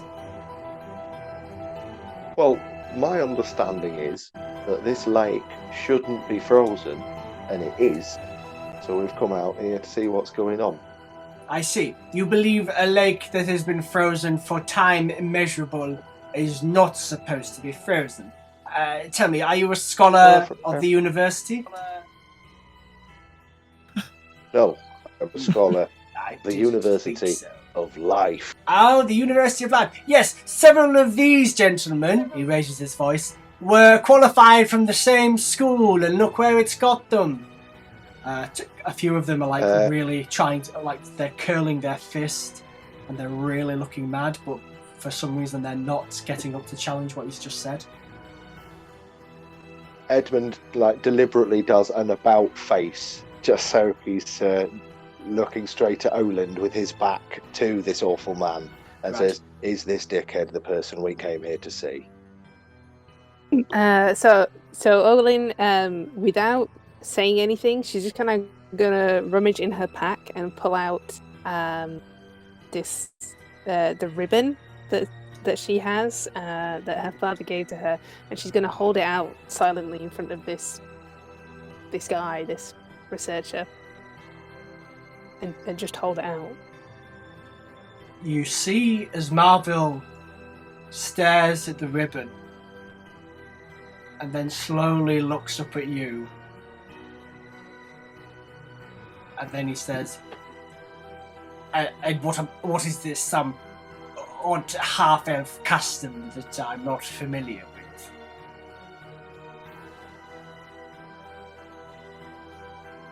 Olin's just gonna like stand there and like a lemon. She doesn't know what to say. Hey, have you ever been to Geovia? He looks at you, That's dead in the eye, Axe, and says, I don't know what that is. Can I do an insight check on that, please? You certainly Sorry, can. can I do an insight check on that, please? Of course. Here we go. Sorry. Where's it gone? That will be a 23. 23. Just go to your Nice. chat there, Stuart. Okay.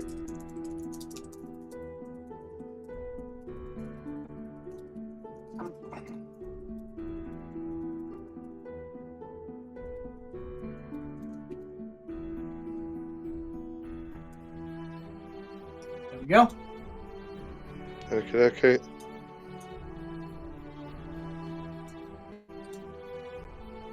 Edmund very loudly just says he's hiding something. Marvel raises his voice and saying, How dare you, sir?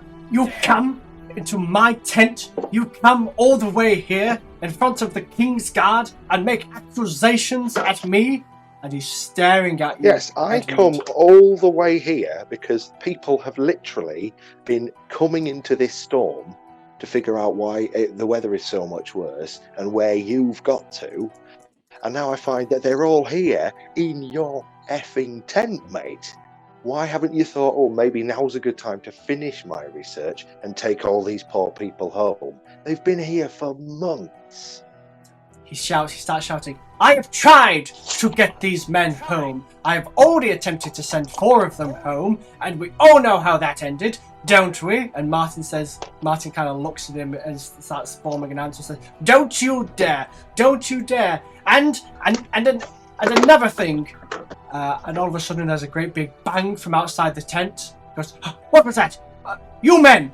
Go there immediately. See what that is. It could be another one of those bloody yetis. At least we'll have some meat for the table tonight.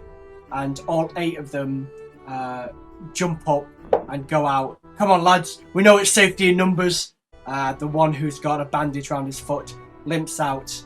And as soon as they all leave the tent, he just looks at you, Olin, and he whispers to you, could you go into the Olin and Axe chat, please? Oh, Okay. Oh, here we go. Here we go.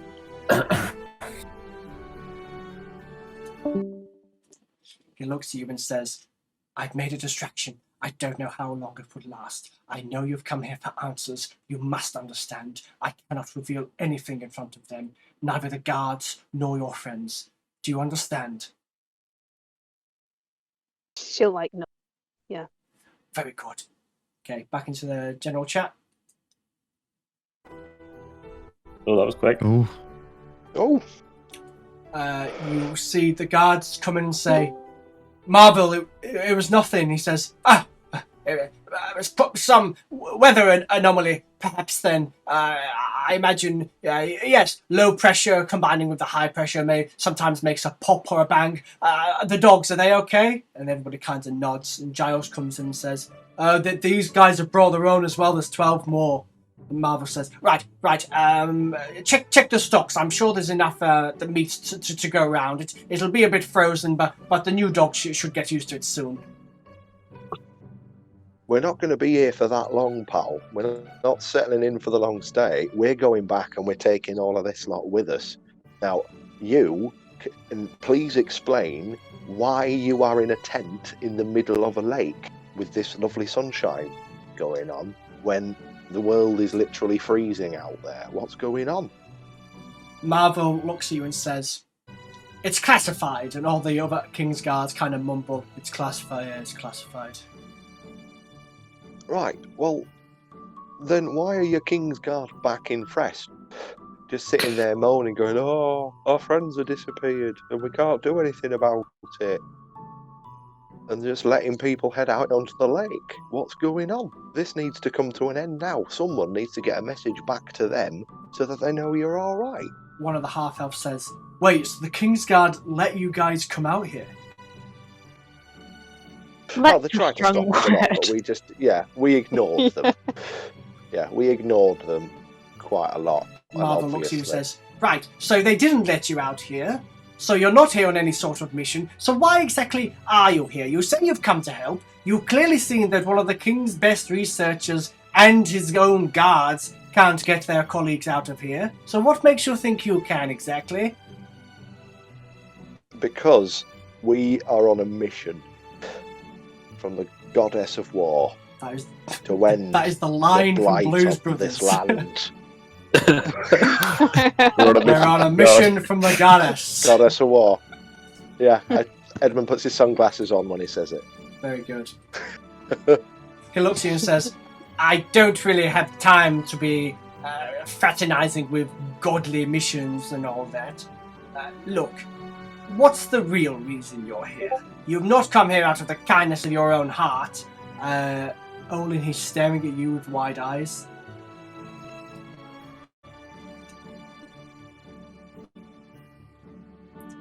He says through gritted teeth, looking at you, Olin, "Why have you come here?"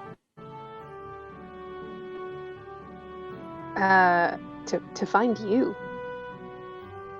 And why have you come to find me? And he's saying it quite loud, as if he wants the whole room to hear.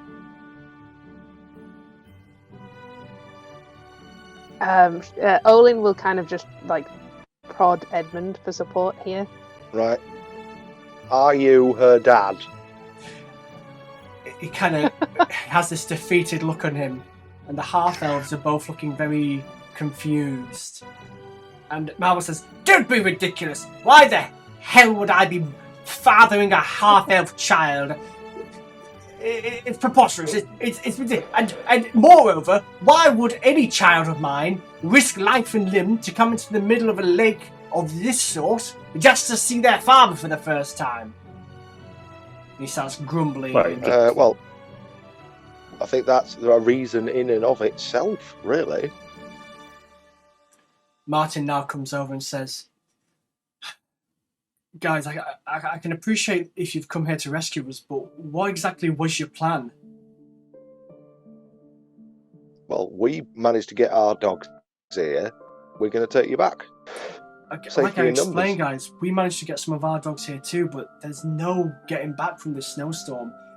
It's a lot easier to get here than it is to leave, I promise you that. Well, the only way to find out is to try. And I say we gather everyone we can, and we head out, and we bring Olin's dad with us. Because he's got... what is this tent? Why is this tent so lovely? And why is the weather outside so nice? Is this some sort of threshold? What's going on in the middle of this bloody lake? Martin looks at you and says, "Well, that's kind of the problem, see. The problem is," and then Marvel interrupts, "the problem is that this tent is a spell of my own design. I set it up when I first arrived here, when the weather began to deteriorate. Unfortunately, I'm not very adept at this particular spell, and if I were to leave this area for longer than an hour, the tent and the shelter will disappear, and I'm afraid the time it takes to cast the spell again, we'd all be icicles before I'd be able to create another shelter for us all."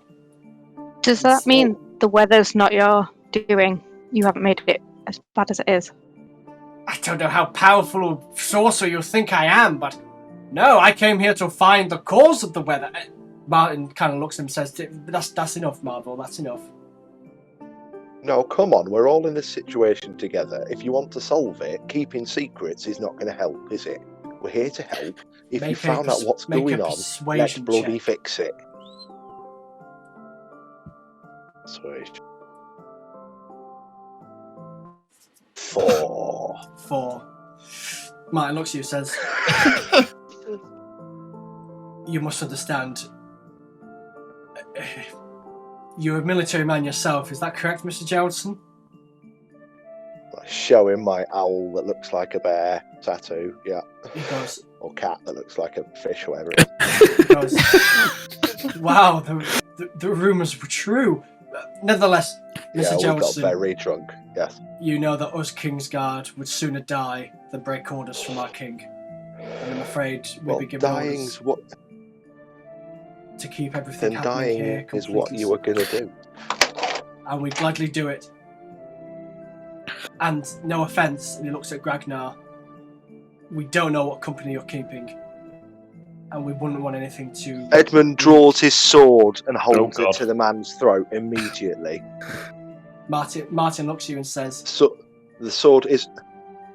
And Edmund, before Martin says anything, Edmund says, take that back and apologise to my friend right now. Martin says, I will apologise. He doesn't flinch and looks at you, Gragnar, and says, I'm sorry, stranger. You must understand, though, we are Kingsguard. The country is at war, and spies are not uncommon. And you must admit, a half-orc risking life and limb to come to the middle of a lake where top-secret activity is occurring for the king himself is suspicious on the best of days. And he turns to you, Edmund. If you do want to kill me, you should know as a Kingsguard, I'd gladly die for my country. Oh, I'm no spy. I'm here for Erlen. Oh, Gragnar. Martin looks at you and says, with all due respect, Mr. Orc, that's exactly what a spy would say. Oh, come on.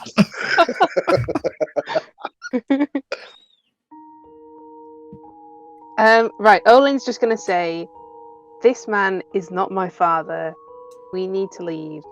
And then she's going to cast Prestidigitation, and then in the slyly, and then in the distance there's going to be some musical notes playing. Oh my god, there's musical notes playing right. Okay, there is. Okay. So what? So the music starts playing. Marvel notices what you've just done, Owen, and says, "Oh, what is that enchanting sound? You there, she-elf? What do you think is happening?" Pointing at me. Yes. Alright. You, Owen. I think it's something worth investigating. I believe you're right too. Gentlemen, I'm sorry about this. But you would make me feel ever more secure if you could just go investigate.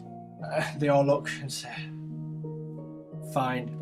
Come on, guys, let's go take a look. Then Martin looks to some of them and says, looks at the half-gobs. Dalgib, Garay, help Giles with the dogs. Burger, Belly, Fada, Mondo. We'll check out the music. Let's go. And they leave again. How long do you want the music to last for? Edmund. Prestidigitation lasts for an hour. Yeah, it can last for that whole hour. Okay, so as you leave, you can hear Martin say, "Let's just get out of here, guys. I don't want to be slipping up and answering any more questions I'm not supposed to."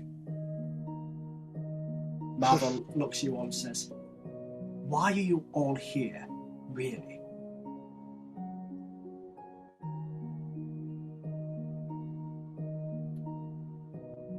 We're really here to find you. Yeah. Yeah, that's the reason we came. What? Why me? So I would like to try and Martin fix is right. what's going There are spies around, and I know that I'm a party of interest to those who would be enemies of the kingdom. You're only of interest to me, and these guys, my friends, have helped me get here to you. And then she'll hold out the ribbon again. He looks at you and he starts breathing heavily. And he says, "What's your name, girl?" Olin. And he starts to chuckle, and you see a tear form in his eye. And he says, Olin. A secret, is that right? That's right. Does that mean it's really you? We never discussed her name, but it's Alana Olin. And he says, How is Alana? She's not been well. She didn't last long after you left. I see. If you don't mind, what happened exactly?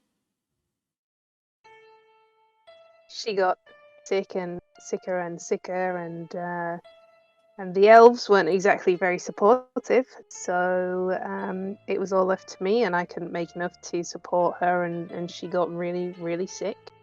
And eventually she succumbed to the illness. His face is a mixture of sadness, confusion, anger. He goes, How long ago was this, Olin? Years. It's been years. You've been gone No. years and years. No. That makes no sense. That makes no sense. She was a full blood. She was correct. She was a full-blooded.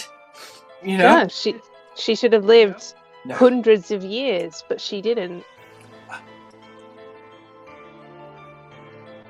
My mother died because of you. No. And he looks at Heartbreak. you. He looks at you, Axe, Uh-oh. and says, "I knew." Looks at you, Axe. I knew what you were as soon as I saw you. I know you're the same, and you should know. You should know. Elves don't succumb to illness. I've been around too long, and I know too much. Olin. What was the illness? Do you have any idea? No, of course not. I read every book in the library. There was nothing. So I figure it must have just have been heartbreak. His face is fearful now. No. Olin. Look, you all need to leave this lake soon. There is one way you can leave. It's how the first group left. We think they should be fine. I'm sure of it, but if you come with me, if you take this option, we can talk more. They won't come with me. They're too afraid. But if we go, if you figure it out, you can leave the lake. You can explain what's happened, and we can talk more privately there. What do you think?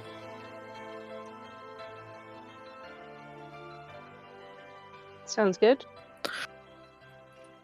Good. That's what you want to do. Yeah, Olin, lead the way, and we'll Yeah, follow. we're He with begins you. to wipe Yeah. away his tears as the guards Do come that. back in, and they say, "Marvel, we can't find the source of this music." He says, "Oh, my apologies. It might be me. Wild magic. You know how it is. It goes off every time I get into a fuzz." And they all kind of nod and say, "Oh, not your wild magic again, is it? Right. Well, don't go burning off anything like you did last time." He said, "Okay, My good news." God, what happened? Oh yeah, nothing.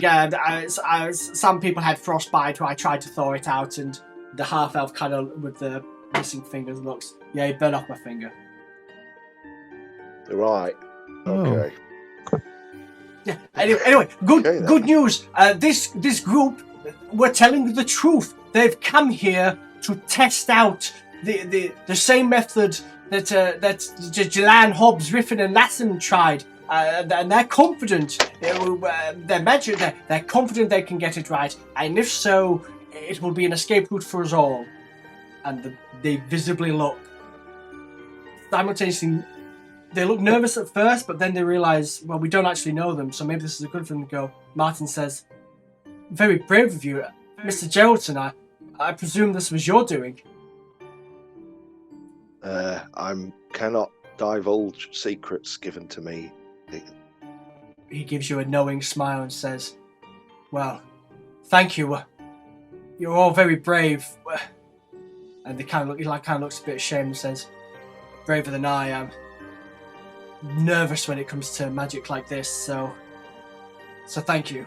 Well, we'll tell Giselle that you're still alive at least and stop. Well, fingers crossed much. If you manage to do what Marvel says, well, we'll all be leaving here a lot sooner than we think, right? That's the Good. It's great news. And tell Giselle we'll be bringing the dogs too. From what Marvel says, there should be room for everyone. All right. Great. Marvel says, right. Well, no delay. We'll only have an hour to do it, as I'll have to return, or lest the hats disappear. Right, gentlemen, we'll be leaving. Do keep an eye out for yetis and bears and the like. If you manage to kill any, well, it's dinner for the next few nights again, isn't it? See you soon. Are you all wrapped up warm? Are you happy to go? Yep. Wow, Yep. Wonderful. Right, follow me. It's quite a trek, but I promise it's worth it. And he makes his way out of the tent. You all follow, and he gets to the precipice of the dome, and you see he wraps up his robe and he puts his hood over his head so he's nice and insulated. He says, right, it's only a few meters, but it'll feel like a long while, trust me. And then he steps out in the dome. What are we doing? Following.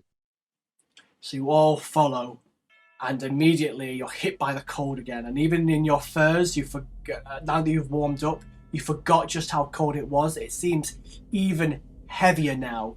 The snow itself is up to your knees, and you have to trudge foot by foot, following the outline of Marvel as he goes into the snow, and he shouts back, just keep going! It's tough! You should be able to dry off once we make it there. Trudging left, right, you pass by these broken down, frozen homes that have been partially cannibalized for the bunk beds and just, it seems, worn away with time and by impacts of something, with holes and broken doors and broken roofs.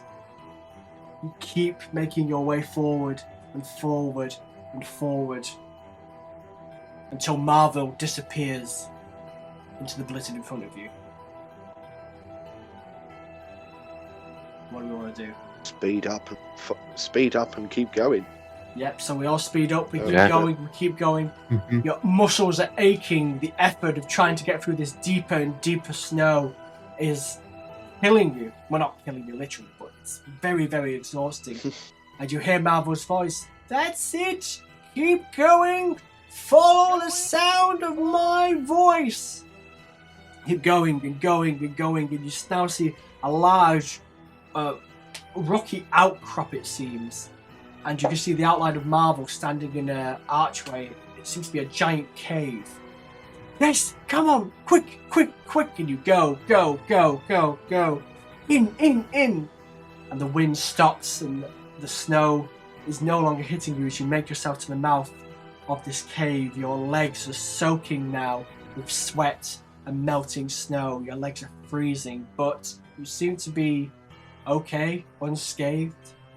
Right, this way. It's in here. He leads you through, and the cave itself seems to be almost like a giant glacier that's melted in some places to form what looks like a cave. He says, I've no idea how long it's been here, but I suspect it was a method for times like this of emergency, for the citizens of Eichel to leave the center of the lake and make their way back to the mainland. You make your way into this room. Going to roll 20. Ooh.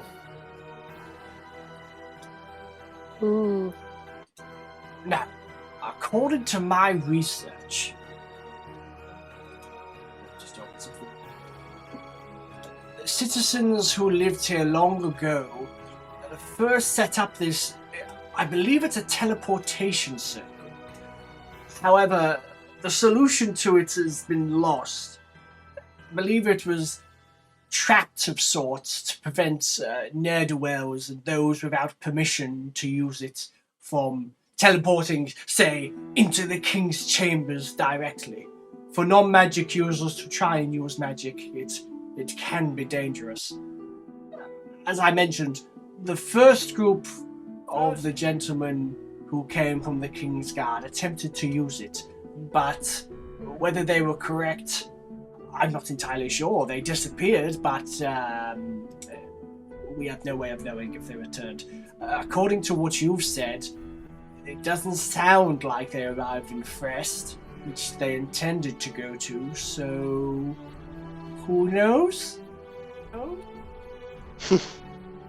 So, what the symbols we can see on the floor, right? Yes. Surely have you figured out what they correspond to? I believe they're supposed to be representative of teleportation itself. The gentleman stepped on the following the first time round. One stepped on this symbol. The other stepped on here. And I can't see what you're pinging. I'm not seeing anything, I'm that's afraid. because it is all on the GM layer for some reason. Can you see that? Oh, there we go. Yep. Yep. And the third was here. Tell me, do any of you know anything about the teleportation spell? I recognise some of these symbols. Yes, so make an Arcana check for me, Casilius. Sorry, That would be... where was... Sorry, go on. No, I was just going to ask where the third person was, because I can only see 2 circles. Yeah, I can only see two. Oh, because same. don't tell me, yeah, Oh, yeah. third one's on the bloody GM layer again. There we go, sorry. Let me switch to the right layer. That's fine. There we go. 19 was my 19. Arcana. Okay, so you can recognise the following things. This symbol at the top Uh-huh. is for the School of Divination. This symbol next to it is for the School of Transmutation.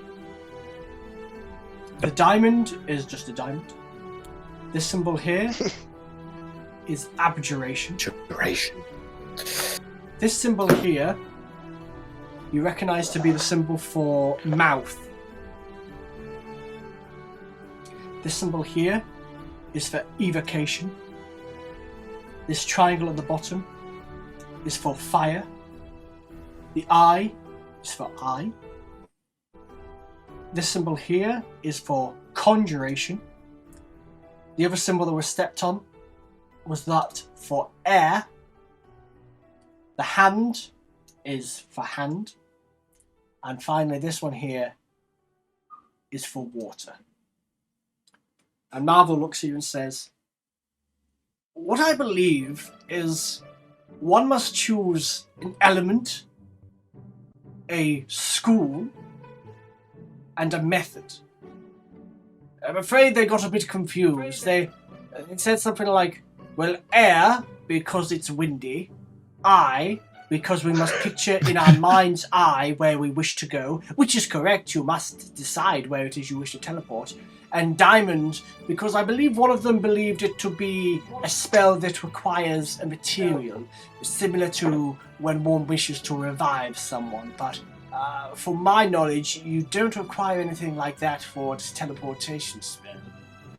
Regardless, 3 of them stepped on those symbols, 1 of them stepped in the middle, which I hypothesized is where any stragglers could stand, and they disappeared. I assumed to Frest, but apparently not. How long ago did this happen? I'm forgetting. I don't know if Martin said, but it's hard to track time. I'd want to guess perhaps 2 weeks ago? Right, okay. So wherever they landed is more than 2 weeks away from Frest, then. Yes.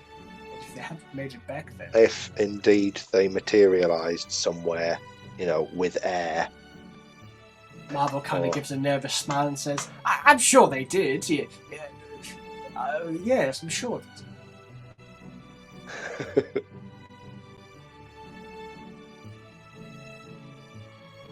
Listen, if you do wish to do this, any questions you have, you must ask me now. Again, we only have an hour to spare. What did you believe the components were in terms of what for this to work? So there was a school, there was the where it was cast, and did you say the location? The location Element doesn't matter. school method. You simply must think of the location you wish to go to. However, the more familiar you are with a location, the better. You can't be transporting to, say, the desert countries if you've never been. And you all have to assume if people think of different locations, it's going to affect it too. Yeah, I decide on same one place. location before, stepping into the circle. Okay. So, element, school of magic, and what was the third bit? Sorry. Method. Mhm. Oh, method. Yeah. Right. There was one. Was there one for the mind? A symbol. A mind symbol? No. I said that they chose the eye because they assumed you had to picture the place in your mind's eye, but I don't think that's correct. Okay. I believe teleportation is a conjuration spell. Why, yes, I believe you're right. What was your name, sir? He's My very magic. name is Cassilius. Caecilius. Tell me, where did you study? Far away. Far away. Well, wherever it was, you're an impressive magician, I'll say. Yes, I believe it was. Yes, conjuration. Of course, they never chose the right symbol. Oh dear. I'm sure they're fine. Is it a verbal spell? Why? Yes. Now that you mention it, yes. I've never used it myself. I've only ever used Dimension Door. But I believe teleportation is verbal.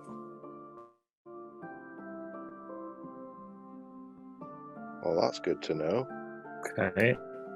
So, Oh my verbal god! Can I conjuring. freaking? Oh, I was going to do it. I can do it too. And we need a third one. Which is an element, right? So, air, fire. So this one was air, wasn't it? Fire. What did you say earth was? I don't believe Earth is on this circle.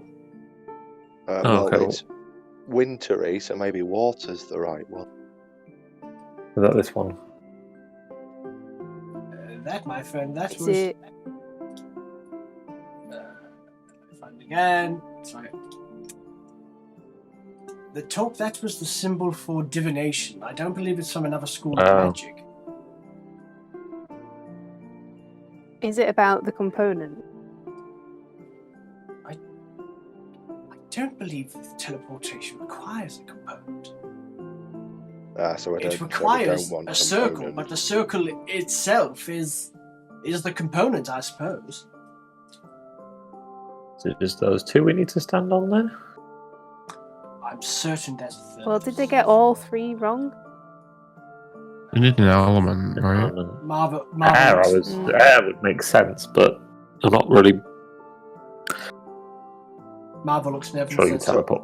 I hope they didn't get all 3 wrong. That would be... No, the king wouldn't be happy, that's for sure. Air may make sense because you presumably teleport through the air, but likewise we're on a lake, so you'd think water, but if it's to do with the spell, air would make more sense in my mind. You're the magic man. Yeah, we trust you, Catholius. Yeah. Oh god. I don't say Yeah. that out loud, but I just look smug.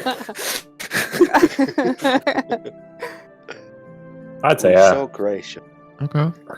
Very All right. well. Air, speech, and conjuration. If you're Which certain. one's air? And we're sure it's not the diamond one. Yeah, he said verbal. Teleportation was a verbal spell. Yeah. That's a component. Oh yeah, didn't need a Yeah, it doesn't- component. doesn't- Yeah. Right, well, Edmund is going to go and stand on that bit. Before That is not. before we go, can I ask Marvel? Did you throw a ship at us, Marvel? Did I throw a ship at you? What? Yeah. Yeah, when we we, had a when- ship. a ship nearly landed on us when we were trying to get to you. His face turns white, and he says, a ship? A ship? What kind of ship? A small rowboat. Surely you mean. No, a Marcusian trading galley. Well remembered. Yeah, that's what we've done, sir. You're saying that a ship fell on you from miles and The miles sky. and miles away. Yep. Mm-hmm. You had 200 nothing to do with that. Wasn't one of your wild magics, My was good it? sir, I cannot even teleport these gentlemen out from this lake. I certainly could not be able to teleport a ship from 200 miles away into the middle of a lake. What do you burned a man's finger off? By accident. That's wild magic. That's a completely different thing. What a ship? It could have been an accident. Well, I don't think Just even something my- to think on. Yes, I suppose it Oh is. God, they So weren't on that ship, were they? Teleported themselves to a ship in the sky that then Oh. nearly landed on us. oh. Well, maybe. What did they pick? Mm. Air, diamond, sight. Mm. I need to go. Did they teleport a He ship walks over to to us? Marvel walks over to a wall and starts resting against it. Howdy. Either of these options are terrible. Oh god! Oh goddess! Oh my God, I was joking. Oops. Were you? Sorry, guys. Oh, John Edmund. sorry. No, I wasn't Being joking. here. I wasn't joking about the ship. Oh, it is real. He goes back to leaning against the wall again. Oh dear. Oh, Lind, I think I broke your dad. Sorry. Do we think those are the right three choices?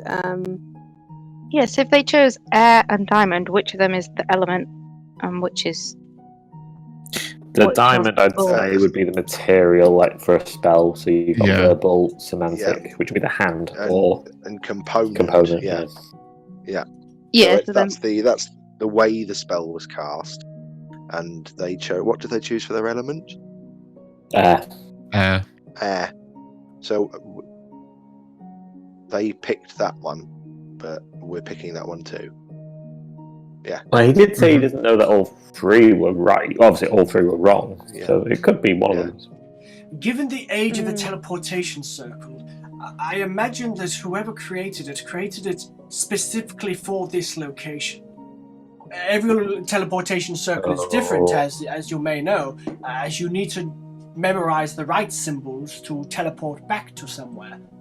But my records don't show what the combination of symbols was, but it would have been relevant to the lake and to Ickle. Oh, that makes me think water now. I trust you, Cassilius. What do you think? Well, what do we think is a Yeah, group? I trust you, Cassilius, but I'm going to get off this symbol. So which one's for the for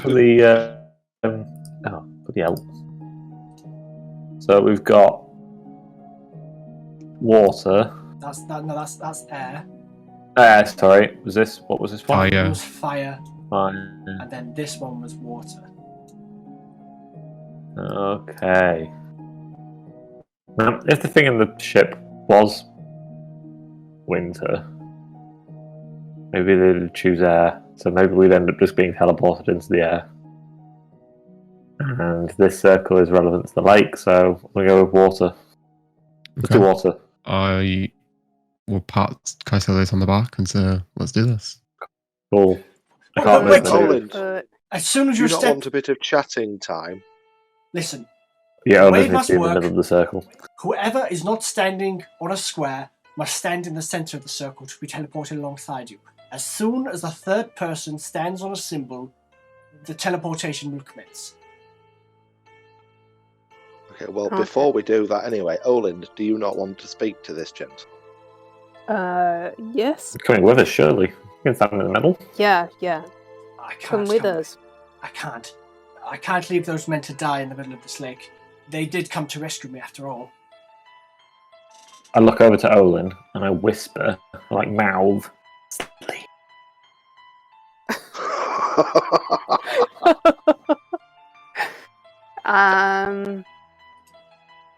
You know what? Olin's not gonna. Ah, fine. Yeah.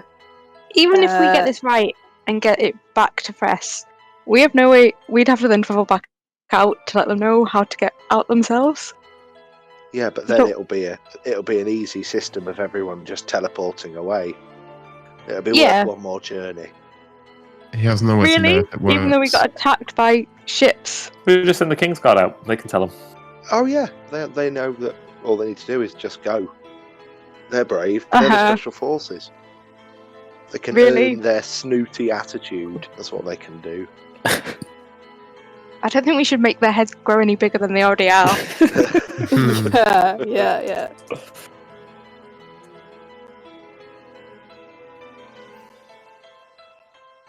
Marvel is standing, watching you all. Can't Okay, move. so- guys. so- Olin's gonna say, do you think that this is the right solution? It makes sense. The water of the lake would be particular to this area. It's definitely from the School of Conjuration, and I believe it is a verbal spell as well. It adds up to me.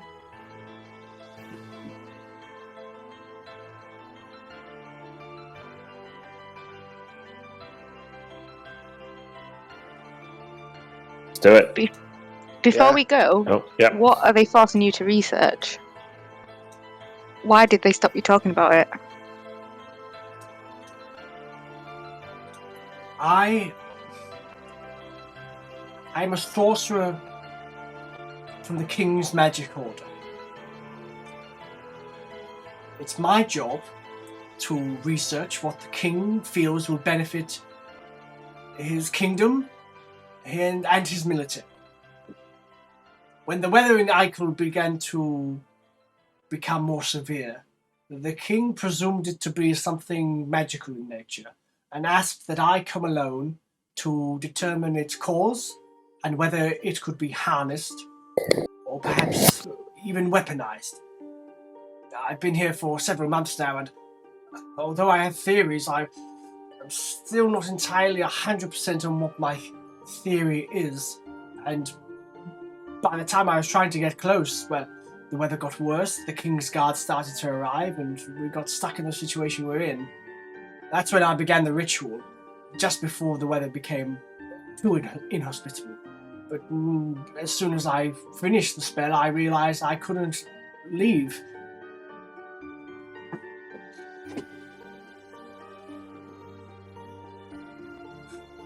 And why did you leave me and my mum?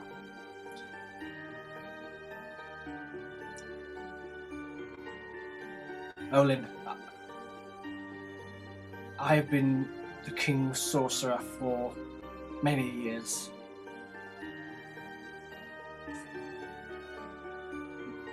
One of my first assignments was to be sent to the Northern Hills.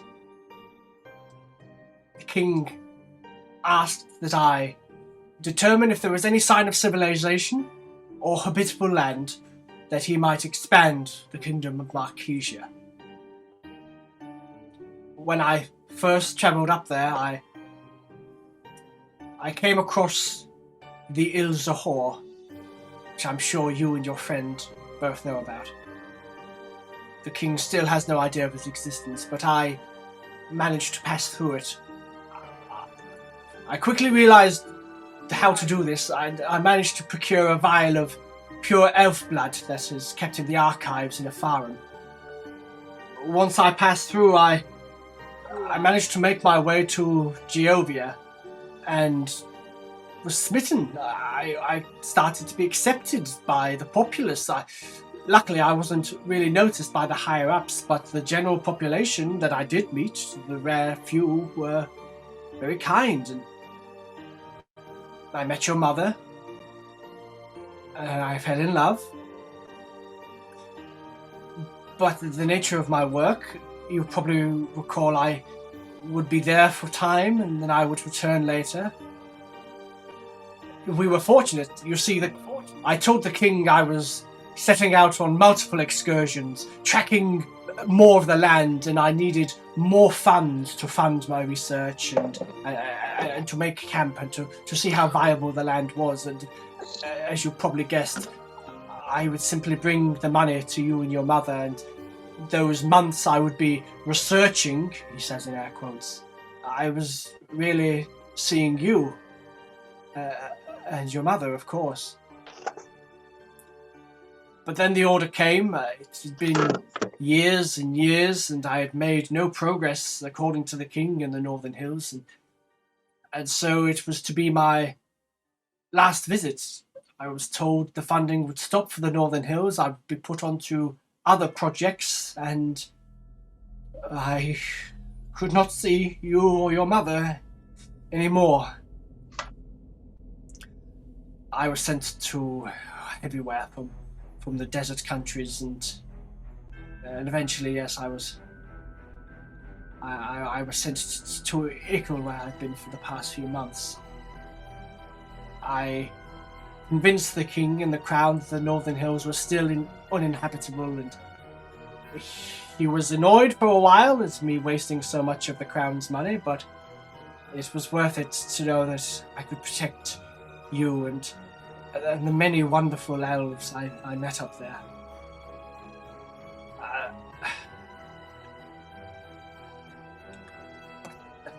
While I was there, Olin, I began to research full-blood elves. Out of pure curiosity, we'd never come across them before, and when you say your mother's illness, it makes no sense. I know for a fact that elves of full blood do not succumb to illness the same way that a human does. Tell me, does the name Ilka Morrow mean anything to you? No. Does it, DM? Make an intelligence check. I assume we can all hear this. Yeah, he's speaking quite loudly. So I was going to ask, doesn't mean anything to me either, but you can roll an intelligence check as well, Axe, but the DC will be higher for you.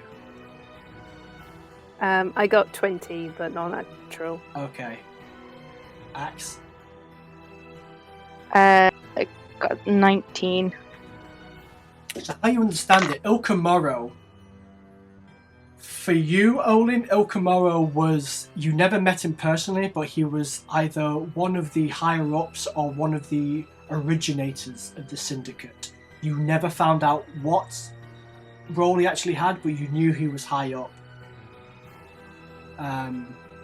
Okay. So when he says, do you know the name Ilkamoro?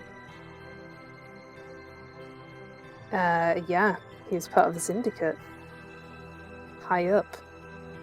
His ears were more sensitive than most, and when he learned that I was to leave, he approached me with an offer to infiltrate the King's Court as a double agent. In return, I would be able to leave the King and live a life of wealth and happiness in the Northern Hills with my wife and daughter. But I feared getting involved in such dirty work would put you in more danger than safety. And as much as you may disagree, I am still loyal to my king and my country. He seemed to bear no ill will, but the timing of... When I left Olin and your mother passed away, what was life like for you in Geovia? Were you happy? Well, you might have tried to save us from the syndicate, but that's the only place that would accept me in the end. So I worked for them to make ends meet. His eyes kind of glass over and he stares past you and he says, Olin, how soon after your mother passing away did you enter into the syndicate's arms? It was before she passed. They were the only way I could get any funds to try and help save her. But after she passed, I became more and more involved and spent years climbing the ranks. He covers his mouth and he says, very well. I'm glad they accepted you with open arms and that they could look after you when I could not. I'm sorry, Olin, for everything. Me too. Well, is there anything else I may help you with before you depart?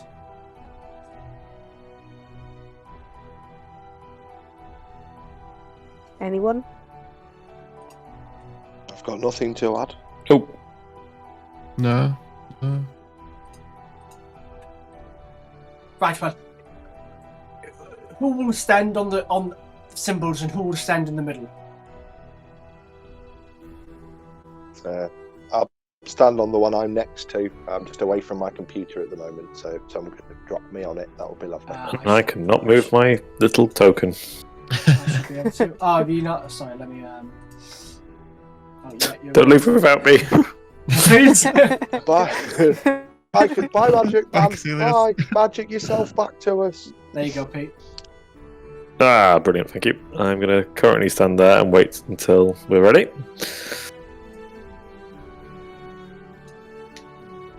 Did we leave Alan at the camp with the rest of the dogs? They'll come back. Go get Alan quick. You left Adam.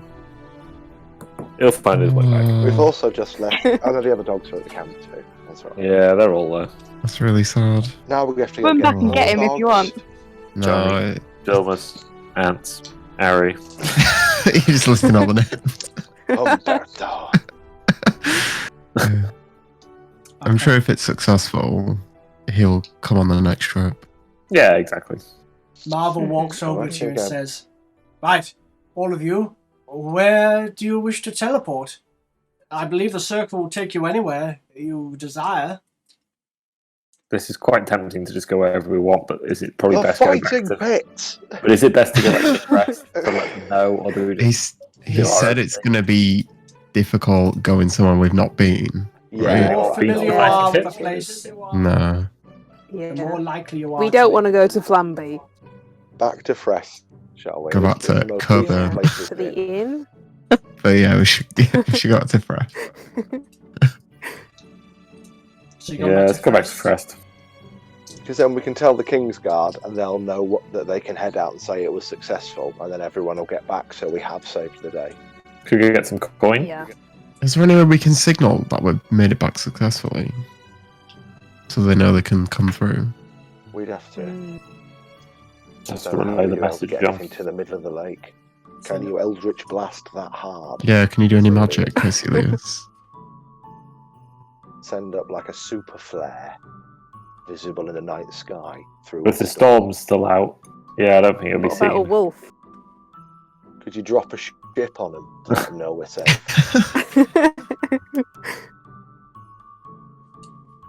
I don't know what we could do. Hmm.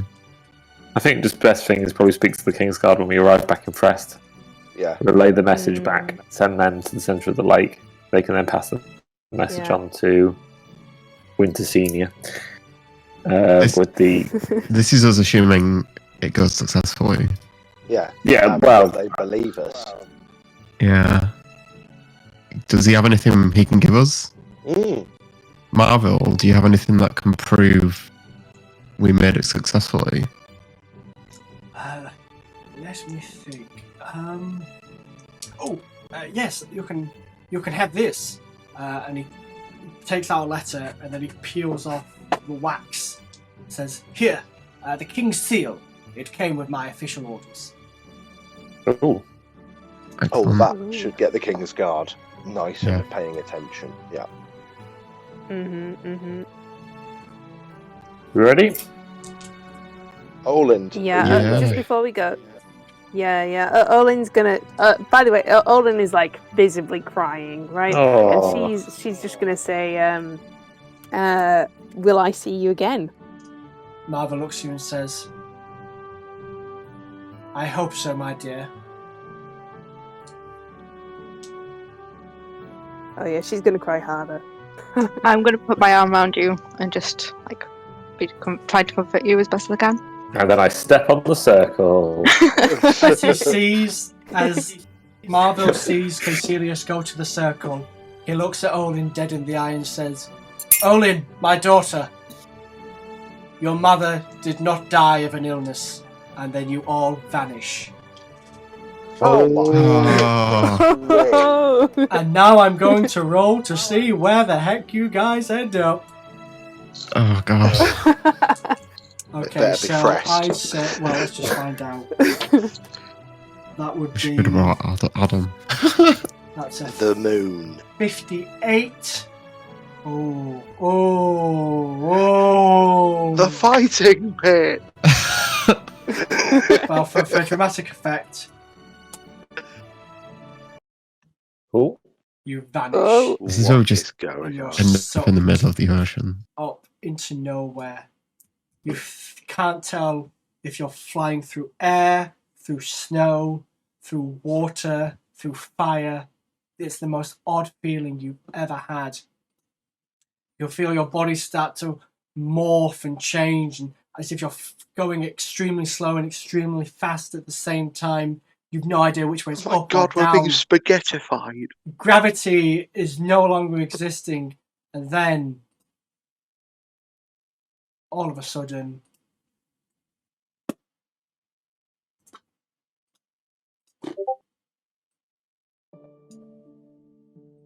you fall into Oh. the snow. Oh. Hey, You're on the That was. edge God, of the lake. thank God it's Wow. not Shelby. You look out onto the lake, and it seems that the blizzard has become even more furious than before.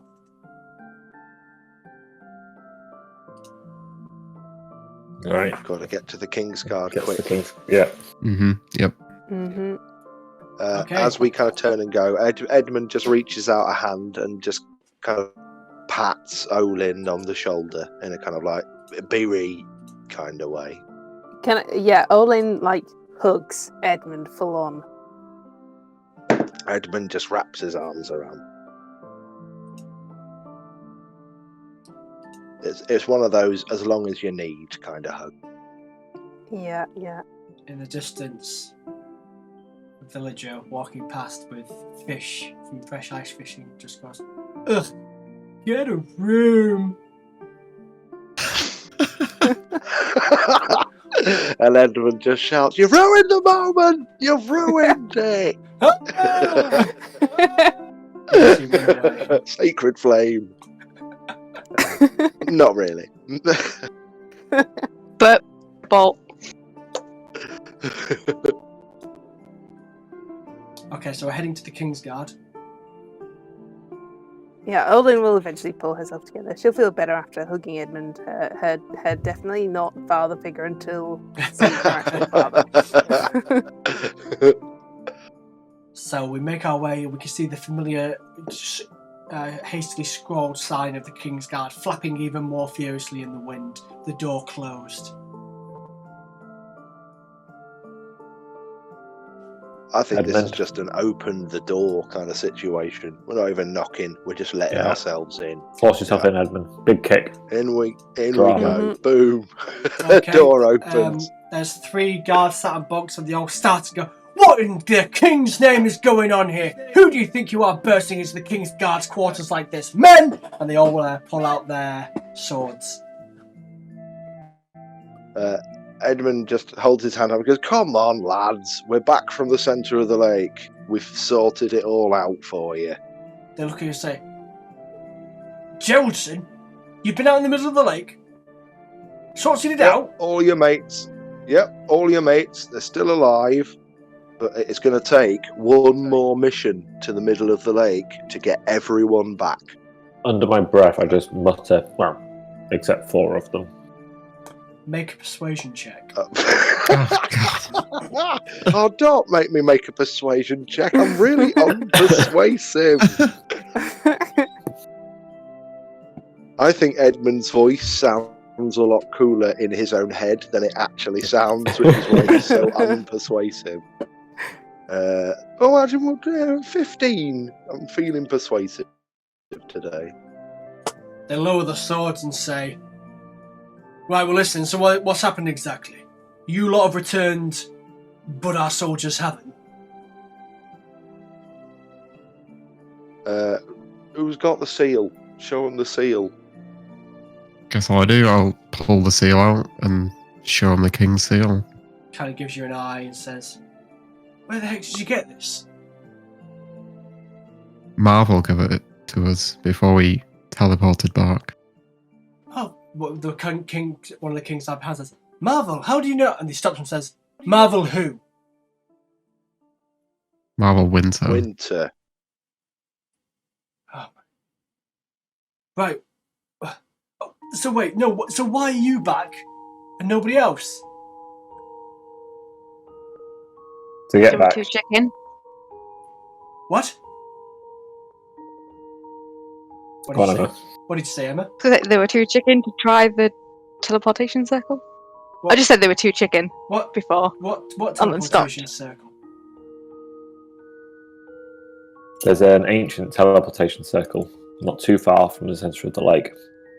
Must have been there generations. The code, essentially, the runes used to activate its power, had been lost, but we worked it out with our knowledge and wit and made it The back here. fact that we are the Carrot Corp and it's what we do. And how many people can fit in this teleportation circle then? As many as will fit. We now know the way for them to get back. Wait, so as many people can fit on it, but you decided to just bring yourselves back? Oh, Yeah, in case anything went wrong, you see. so Why? What would go wrong? Marvel wasn't. Well, I'm glad we didn't find out. In all honesty, we won't lie. 4 of your lads were sent in before us. Before we got there, they've not reappeared anywhere yet. So who knows where they've gone? Which lads? Which lads? Humberto. Who didn't ask their names? Martin? Not Martin. No, No, Martin's Martin's- still there. Martin's alive. Oh, yeah. Oh yeah, Martin's we've got to see Giles. Martin's Martin after alive. this. That's all I can remember. He's Yes. alive, One minus of the guy a couple goes- of fingers. One of the guys sat in the boat goes, "Oh, thanks to the goddess, that girl can shut up now." Well, that's his sister. Let's not be like outrageously mean about it. Well, look, we never asked her to come here, and to be honest, she's been nothing but a pain in our backsides, Mr. Johnson. Do you know, maybe if you guys showed a little bit more consideration for people's feelings, everyone wouldn't think you're a bunch of twats. We're the King's Guards. We're here to do the King's orders, not make friends with the civvies. Well, lads, there's more to life than your job. And I'm saying this after many decades of service to His Majesty. Be nicer to people. That's part of the job as well. Make a persuasion check. Oh, God. 8. Listen, Mr. Johnson, I appreciate what you've done for your country, but I'm still doing my duty to mine. And to be honest, there is nothing more important in my life than my job. My life as the king. All right, lad. All right. You're gonna regret that in a couple of decades. But you know, I was like you at that age. Regardless, you said you came back via teleportation circle. What's this final mission you've described? You lot need to get to the middle to tell Marvel that it worked, and then you can all just come back as soon as you get there. What do you think, lads? Is it worth risking it? They can't look and go, I don't know. Maybe? Think about how impressed the king will be in you. With you. You would have rescued all those people. Yeah. Make Your it Medals, persuasion. decorations, Gragnar can see parades. persuasion checks. 9.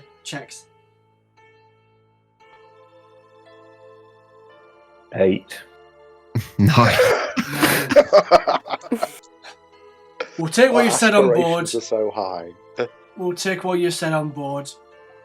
Me and the rest of the King's Guard will discuss our next plans of action. Thank you for the information.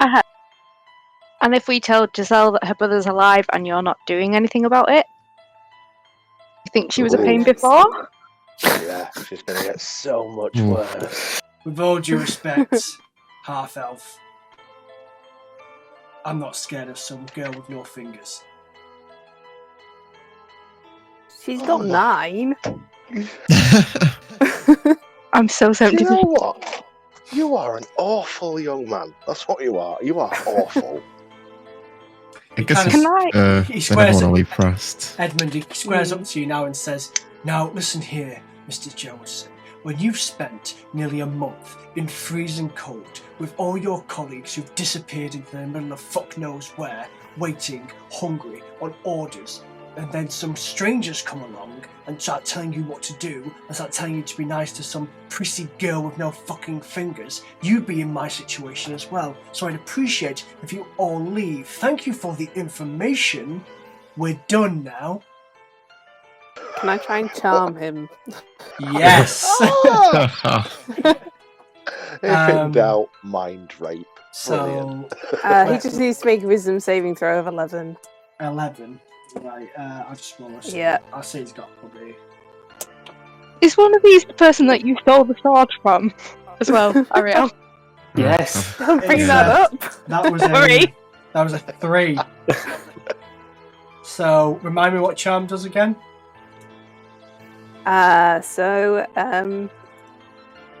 He's charmed.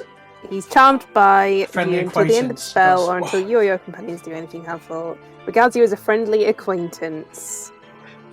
When Oh. the spell ends, the creature knows it was charmed. Oh, Lady dear. Half Elf, he looks you all in. Forgive my outburst. How are you? Is the cold? Is it bothering you? Yeah, I could use an extra coat. You have some good blankets. Yeah, of course. Yeah, take my sleeping blanket. And then one of the guards says, "Wait, isn't this what happened to you the other day?" "Yeah, it was. She's just doing spells again." Sir, don't do it. Get off me, you scoundrels. Here, Lady Half-Elf, take my blanket. "No, sir, it happened to me as well. It happened to me. She's tricking you. She's tricking you. It happened to me." "That's you, yeah. You got my sword."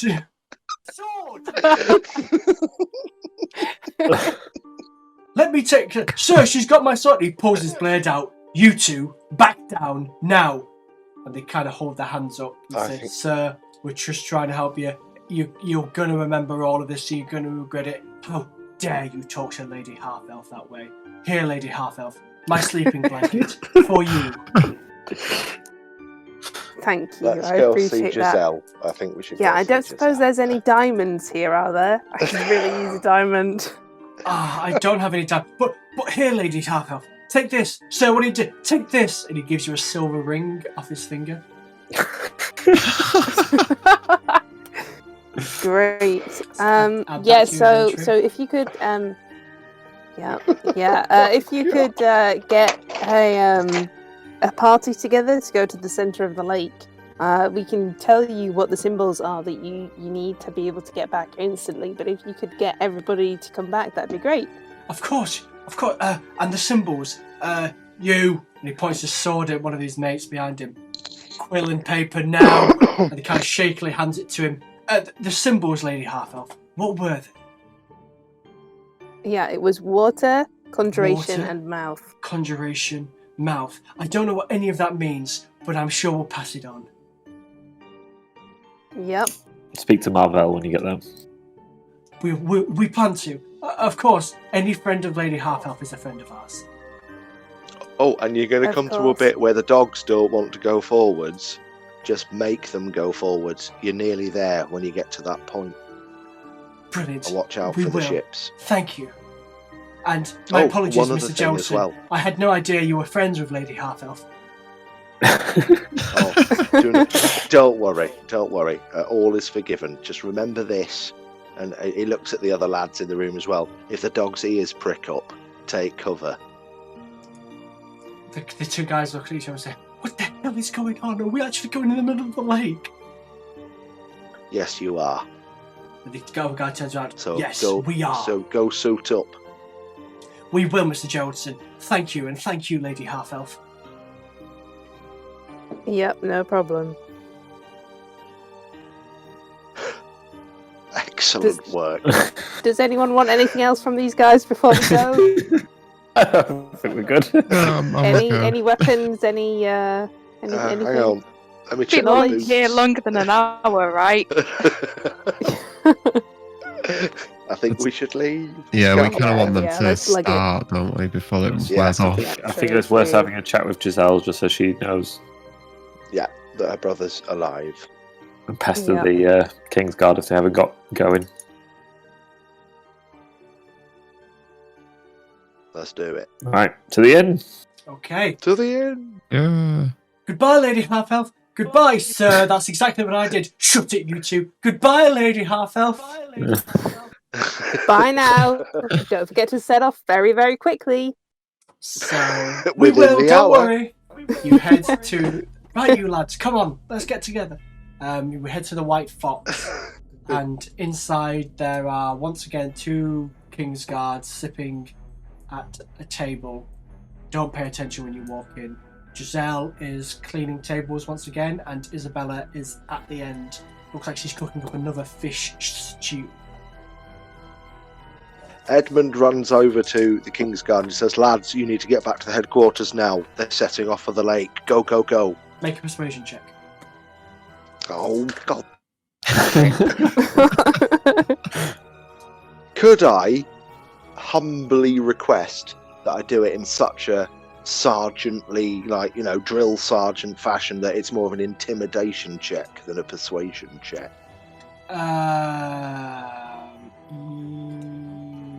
Yes, you have military rank from your career as a soldier. Soldier's loyalty from military rank. Recognise your authority and influence, so yes. Yes. Should have been doing this all along. 16. Eat 16. it, you King's Guard. They kind of, oh crap, down their drinks. Oh, we'll go, yeah, let's go. Edmund looks at everyone and Yes. goes, I'm going to do that more often. Might not work with everyone, but you give it a go, Edmund. Oh, I will. Yeah. Giselle comes up and says, "Is that true? Is that what's happening? Where have you guys been? How it's only been a couple of days. Did you turn back like I We did? told you we'd fix it. What do you mean fix it? What have you done? Yeah, found him. Who? Martin's alive. Martin, yeah. Martin's alive. How do you He is. know? How quick did you guys get there and back? No, I think, Took a- I think took a it was while to about get 2 there. days. Yeah, but getting back, magic. snap of the fingers. So where is Martin? Is he with you now? He's still He's in the in middle of the lake, but the Kingsguard are heading off on an expedition to head out there. You could go with them or stay here and wait, but they might need I'm some not going back onto that motivation. lake. Kind of hold up a hand. But wait, so why didn't Martin come back with you guys? Well, Because Go on, Edmund. he's protecting the camp, and he didn't want. He refused to leave. He wouldn't give up his duties. It wasn't because he was scared. It was because he was being brave. Stubborn old bastard. Yeah, it sounds like what he'd do. Yes. So wait, so how's he going to get back then? You're saying what? The Kingsguards are There's going to an go out there and ancient- what? Bring him back on the lake? There's an ancient teleportation circle out there. They're going to forge out to say that it was successful, and then everyone will be back within 3 days max. That's insane. Isabella, are you hearing this? Yeah, teleportation. Oh, I'm sure I've heard stories. Yeah, oh yeah.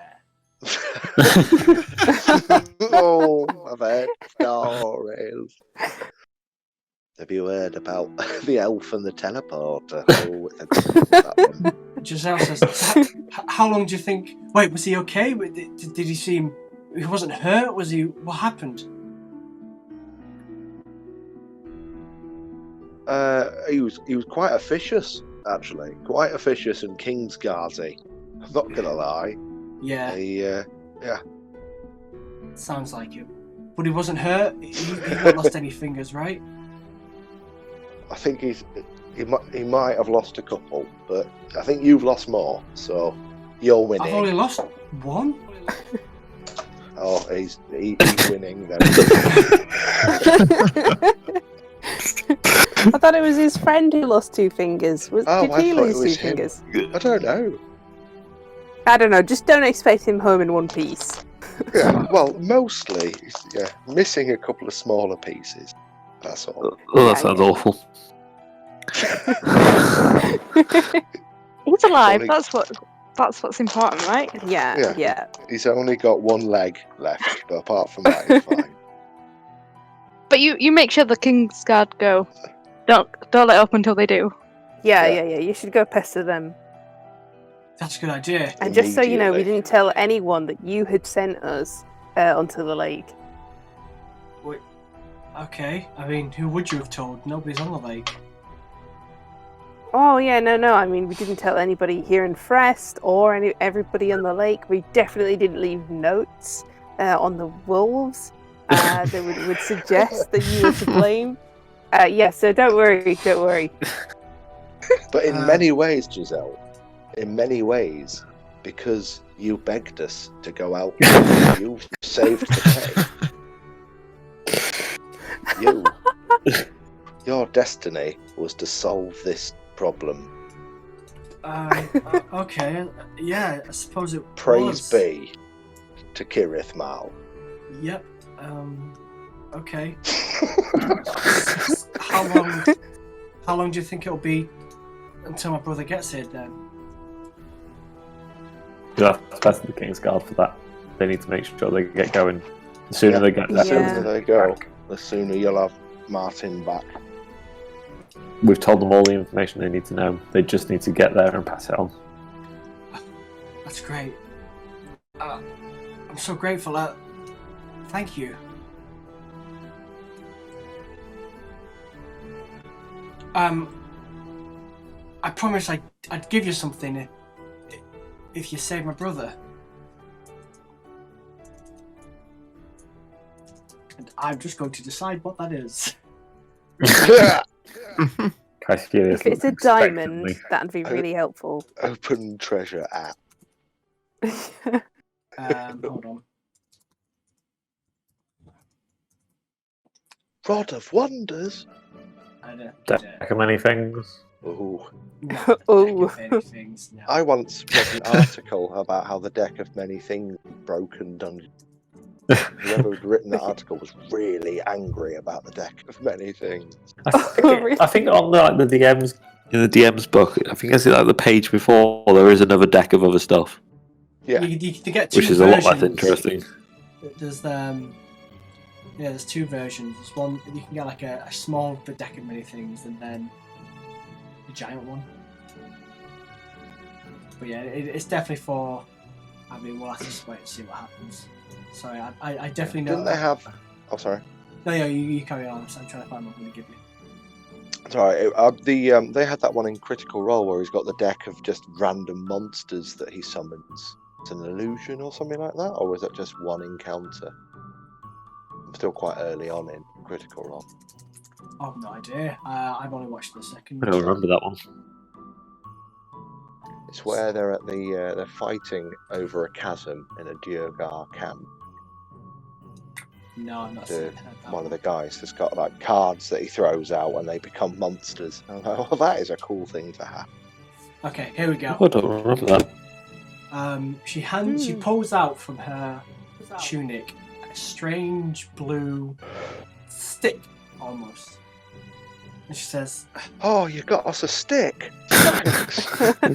Martin gave me this. He managed to nick it from some of the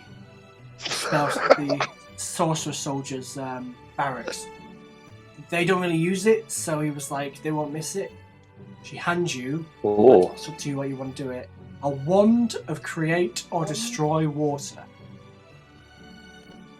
Ooh. A wand that will let you cast, create or destroy water. Who wants it? That sounds like something that a magic man should have. Yeah. So Sounds I will say anybody can use it. So this is what I've been trying to find out. I wanted to find a way that anybody could use spells with a magic item. Okay, what else you got? Let's have a look. Give me. That's it. Oh, cool. Oh, you look disappointed. She's not flushed with magic items. She's a fingerless girl. She's not a loot crate. Ding ding ding ding ding. So, ding. Caecilius, are we giving Caecilius the wand? I'm happy for Caecilius to have I'll it. take it. Okay, Yeah, so I'm you, happy you for either that. create All happy? Okay. either create or destroy water. I'll send you the spell in a second, and I'll write up what uses it has and things like that. But I'll make a note. Oh, just a minor question, but if Giselle has had a wand that destroys water, surely she could have used that to fight her way through the storm to the centre of the lake. She's not that bright, probably. Bloody Giselle, always putting others in danger. That's her problem. Yeah. She looks at you and says, she says, well, I did actually think that, but it can't destroy like a whole lake, and then all it would really do is just make a big hole in the ice. Drown everyone. Yeah, that's fair enough. Yeah. I mean, I could stop the blizzard for a little bit with it, I suppose, but not for a long time.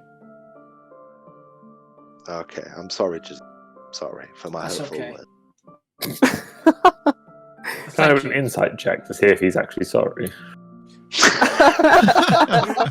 I'll say, Caecilius, he probably isn't, as he likes to mock fingerless girls who literally have handed you the only thing they could have used. Chaotic good, baby. Woo! As long as I see that it's all right, I'm fine. As she hands you the wand and you look it over, the doors burst open. Uh-oh. There's an hour past.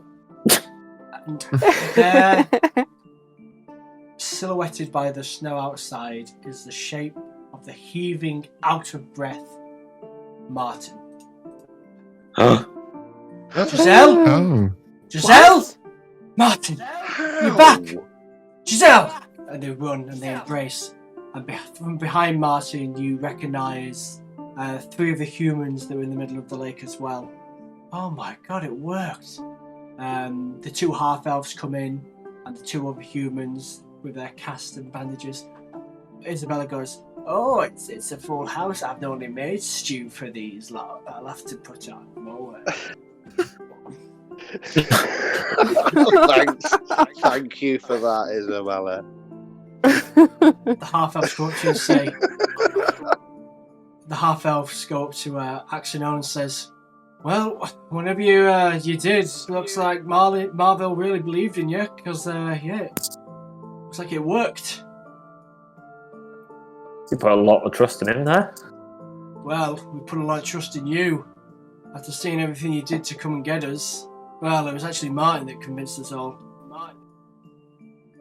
Martin looks to you and says, And where is Marvel? You've redeemed him, my. The 2 half-elves go, he said he was staying behind. Said he had work to finish. Oh. But, and then one of the other half-elves says, "But the dogs are back. We managed to fit them all in the circle." Yeah. Where's Adam? Yeah, the 2 guys they're just taking them back to Sasha now. So that's good news. And they go, "Wait, why do you guys care anyway? What is it with Marvel and you lot?" Just curious about his research. Could you just Doesn't seem right to leave him out there. That's all. What did you say, Emma? I said it doesn't feel right to leave him out there in the middle of that storm. Look, we tried to convince him, and to be honest, we've been out there for so long that... Well, look, he's okay. He's doing his research like the king ordered, so mission accomplished as far as we're concerned. We can go back to the king and tell him that he's just not finished yet. He's safe, he's happy in his little tent. And he can get alone. back. He can get back anytime he likes. The teleport worked. But you need 3 people to use the teleporter. Hey, oh. He's a clever guy. He'll figure it out. Yeah. I mean, he's the king of sorcerer. If anyone's going to figure out how to teleport back, it's going to be Marvel. Well, I'll tell you what. Why don't you, when you go back and report to the king, suggest that the king tells him to go back? Martin turns around and says, "Don't worry, Jameson. We'll tell the king that when he's ready to collect Marvel again, we send out a party of at least 2, and we come prepared this time. We have a bit more of an idea of how to deal with the weather, and as long as it doesn't get worse, it should be fine. And from what Marvel tells us, he's nearing a breakthrough." Edmund just turns to Olin and says, "At least we know how to get to him if you need to." Yeah, but will he be okay alone? What if a Yeti comes for him? Martin looks at him. To be fair, you should know, half-elf, that Marvel isn't just a researcher. He is the sorcerer of the king. We saw him take care of himself out there. Yeah. I was going to say, he seemed more annoyed that people had turned up and disturbed him. He'd been out there for ages by him. Yeah, okay, that makes sense. You seem... Martin looks at you, Olin. You seem perturbed, half-elf. What's your relationship with Winter?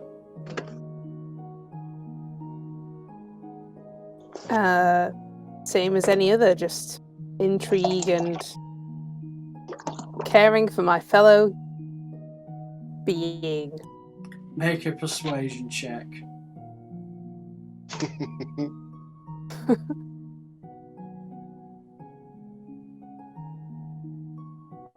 10?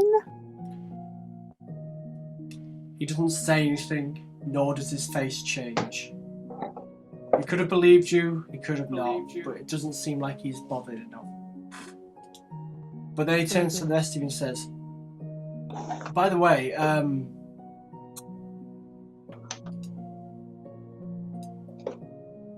who knows where we might find magic carrots?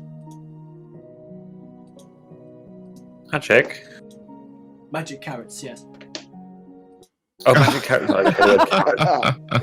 But how do you hear about magic carrots? Well, actually, Giselle, I assume it's something to do with you. And Giselle says, me? No. Why? Well, it was in a note. Actually, God. yeah. Did you guys meet any fishermen while you were coming to meet us? Oh, Giselle, No. you didn't send fishermen out there, did you? Giselle says, I don't think so. Why? He was like, oh no. Lads, I think there's fishermen out there on the lake.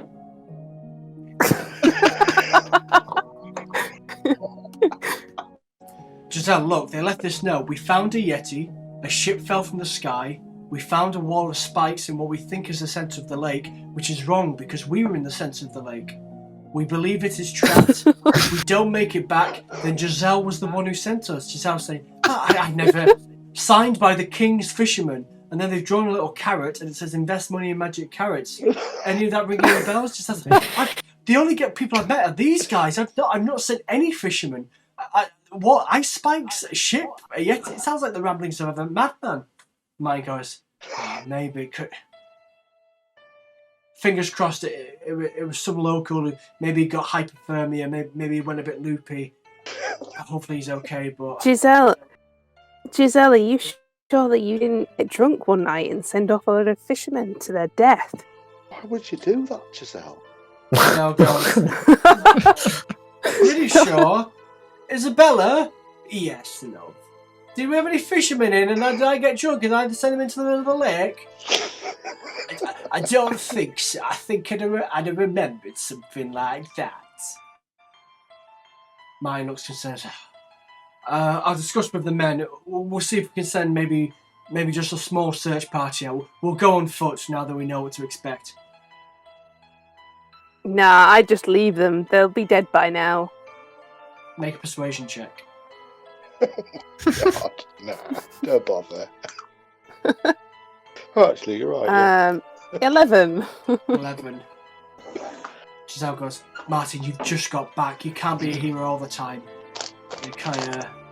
He looks really annoyed by the decision. He says, right, I'll ask the other guys. If any of them want to do it, they can. But okay, I'll stay here. It's on Giselle's conscience, okay? It's not yours. It's on Giselle's conscience. Giselle, what do you mean on my conscience? Isabella, there were definitely no fishermen. No fishermen that I know. I don't recall. Well, maybe they've not been in here. If you were drunk, who's to say where you were? Maybe you were working with the wolves. Isabella got, no, she's only been working here. Statue doesn't really take count. Especially not drunk. But I'd know if she was drunk. I'm the only one with alcohol. Oh, it's a mystery, Giselle. Don't you fret about it. Are you sure it's even a letter? Is it not just like an extended haiku? The half elf goes, no, it's definitely. There's I found one, and I think Burger, you found one as well. Yeah, I found one. Great, all the same. Wow, can I take a look? Wow, the calligraphy is phenomenal. Oh, this is clearly a piece of performance art. That's what it is. That's not a real letter. This is a desperate cry for help. Martin goes to Giselle. Giselle, whatever it is, look, it's fine. One of the other men will sort it out. You've probably not done anything. Don't worry, okay? Giselle kind of nods and says, well, guys, who sent you? Are you mercenaries? Are you private soldiers? Who do you work for? Why? We work for the king. You don't, Mr. Geraldson. We don't. Oh, wait. We We don't. don't. No, we don't. No, we don't. I used to work for the. I just got excited because everyone was like the king. Sorry. That's fine. But who? Why? I don't understand why you would make the trouble to head to the lake for Marville when you could find us researching a farm if you really wanted it? Well, we're just interested in special goods that we can sell on. To be honest with you, we are part of the Carrot Corp, which Strange coincidence. yeah. So we seek out magical items and sell them on, like magic carrots. And you went all the way Worth through the investing in them. lake for that? We're very dedicated. We're a kind of philanthropic corporation, so we're looking for magical items, but also trying to make people's lives better whilst doing it. So I don't suppose you guys met these fishermen. They were talking about magic carrots. Met who? Sorry, you cut out. The fishermen. They were talking about magic carrots. Maybe they spoke to you about them. Well, we bump into a lot of people, Yeah. merchants. Line of work. Speak to thousands of people. Yeah, So we rumours definitely in met fishermen. press about carrots, so it's gone up and down the breadth of the country at this point. Mm. Yeah. Well, Tell you look, what, I wish I had some of them carrots right now. Could do me with a carrot. Look, guys. I don't know why you came out here. I don't know why you came to the middle of that lake. But I am very thankful that you did. I don't know if you were brave, crazy, or just stupid, but whatever it was, yeah, you've saved a lot of the King's Guard today. And for that, I thank you. Okay. I mean, the just- king will be very grateful to us. Yeah, to the Carrot Corp. Please write that down. Write our names. Okay, the Carrot Corp, well, what are your names? The Carrot Corp. Yeah. Do you have individual names so I can inform the king? Yeah, my name's Olin. Olin? I know it's your name, Edmund. Oh, aye. You, lady half-elf with the brown hair. Triss. Triss. Very pretty. And you, half-orc. My apologies about before. I realise you're probably not a spy, and I'd be honoured if you tell me your name. It's okay. I'm Gragnar. Gragnar. And you, Marvel says you figured out most of the teleportation circle. Thank you. What was your name? It's Caecilius. Caecilius. Well, I'll be sure to inform the king of the name of those who saved his men. Thank you again. Well, And just then, the Might doors remember burst me. open once more. And it's the guard from before. Right. You've tricked me. Looking at you, Olin. And the two guys behind him. See, we told you. We told you. She did the exact same thing to me. And he said the same thing to me. Yep. Right. Uh-oh. We're going to sort this. Oh, And that's where dear. we're going to leave it till next week. Oh, my Oh, turns out it shouldn't charm everyone. goodness.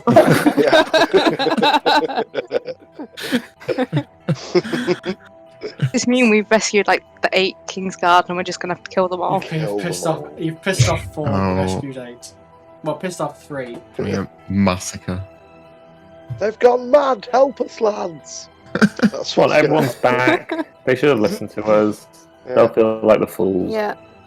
Very good job with the George puzzle, Gazelle's guys. I was very tempted to not give you any more clues and just see if you got. You're what? Sorry, I you was keep cutting out. sorry with the puzzle. I was very tempted to not give you guys any more clues and just see if you walked somewhere completely different.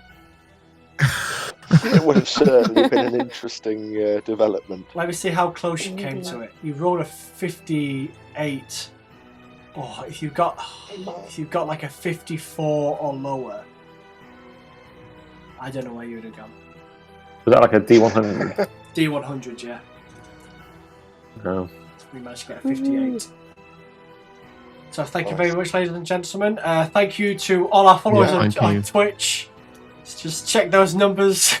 Yeah, thank you, Twitch. Thank you, Twitch. Like and subscribe. Yeah.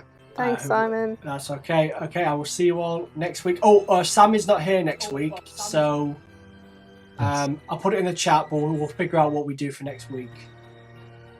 Okay. You can be off petting Adam. There we go. Exactly. Yeah. Very good. Yeah. Cool. Thank you, guys. All right, folks. Well, see you next week. See you all Next next Bye, week. everyone. Goodbye. Bye. Bye.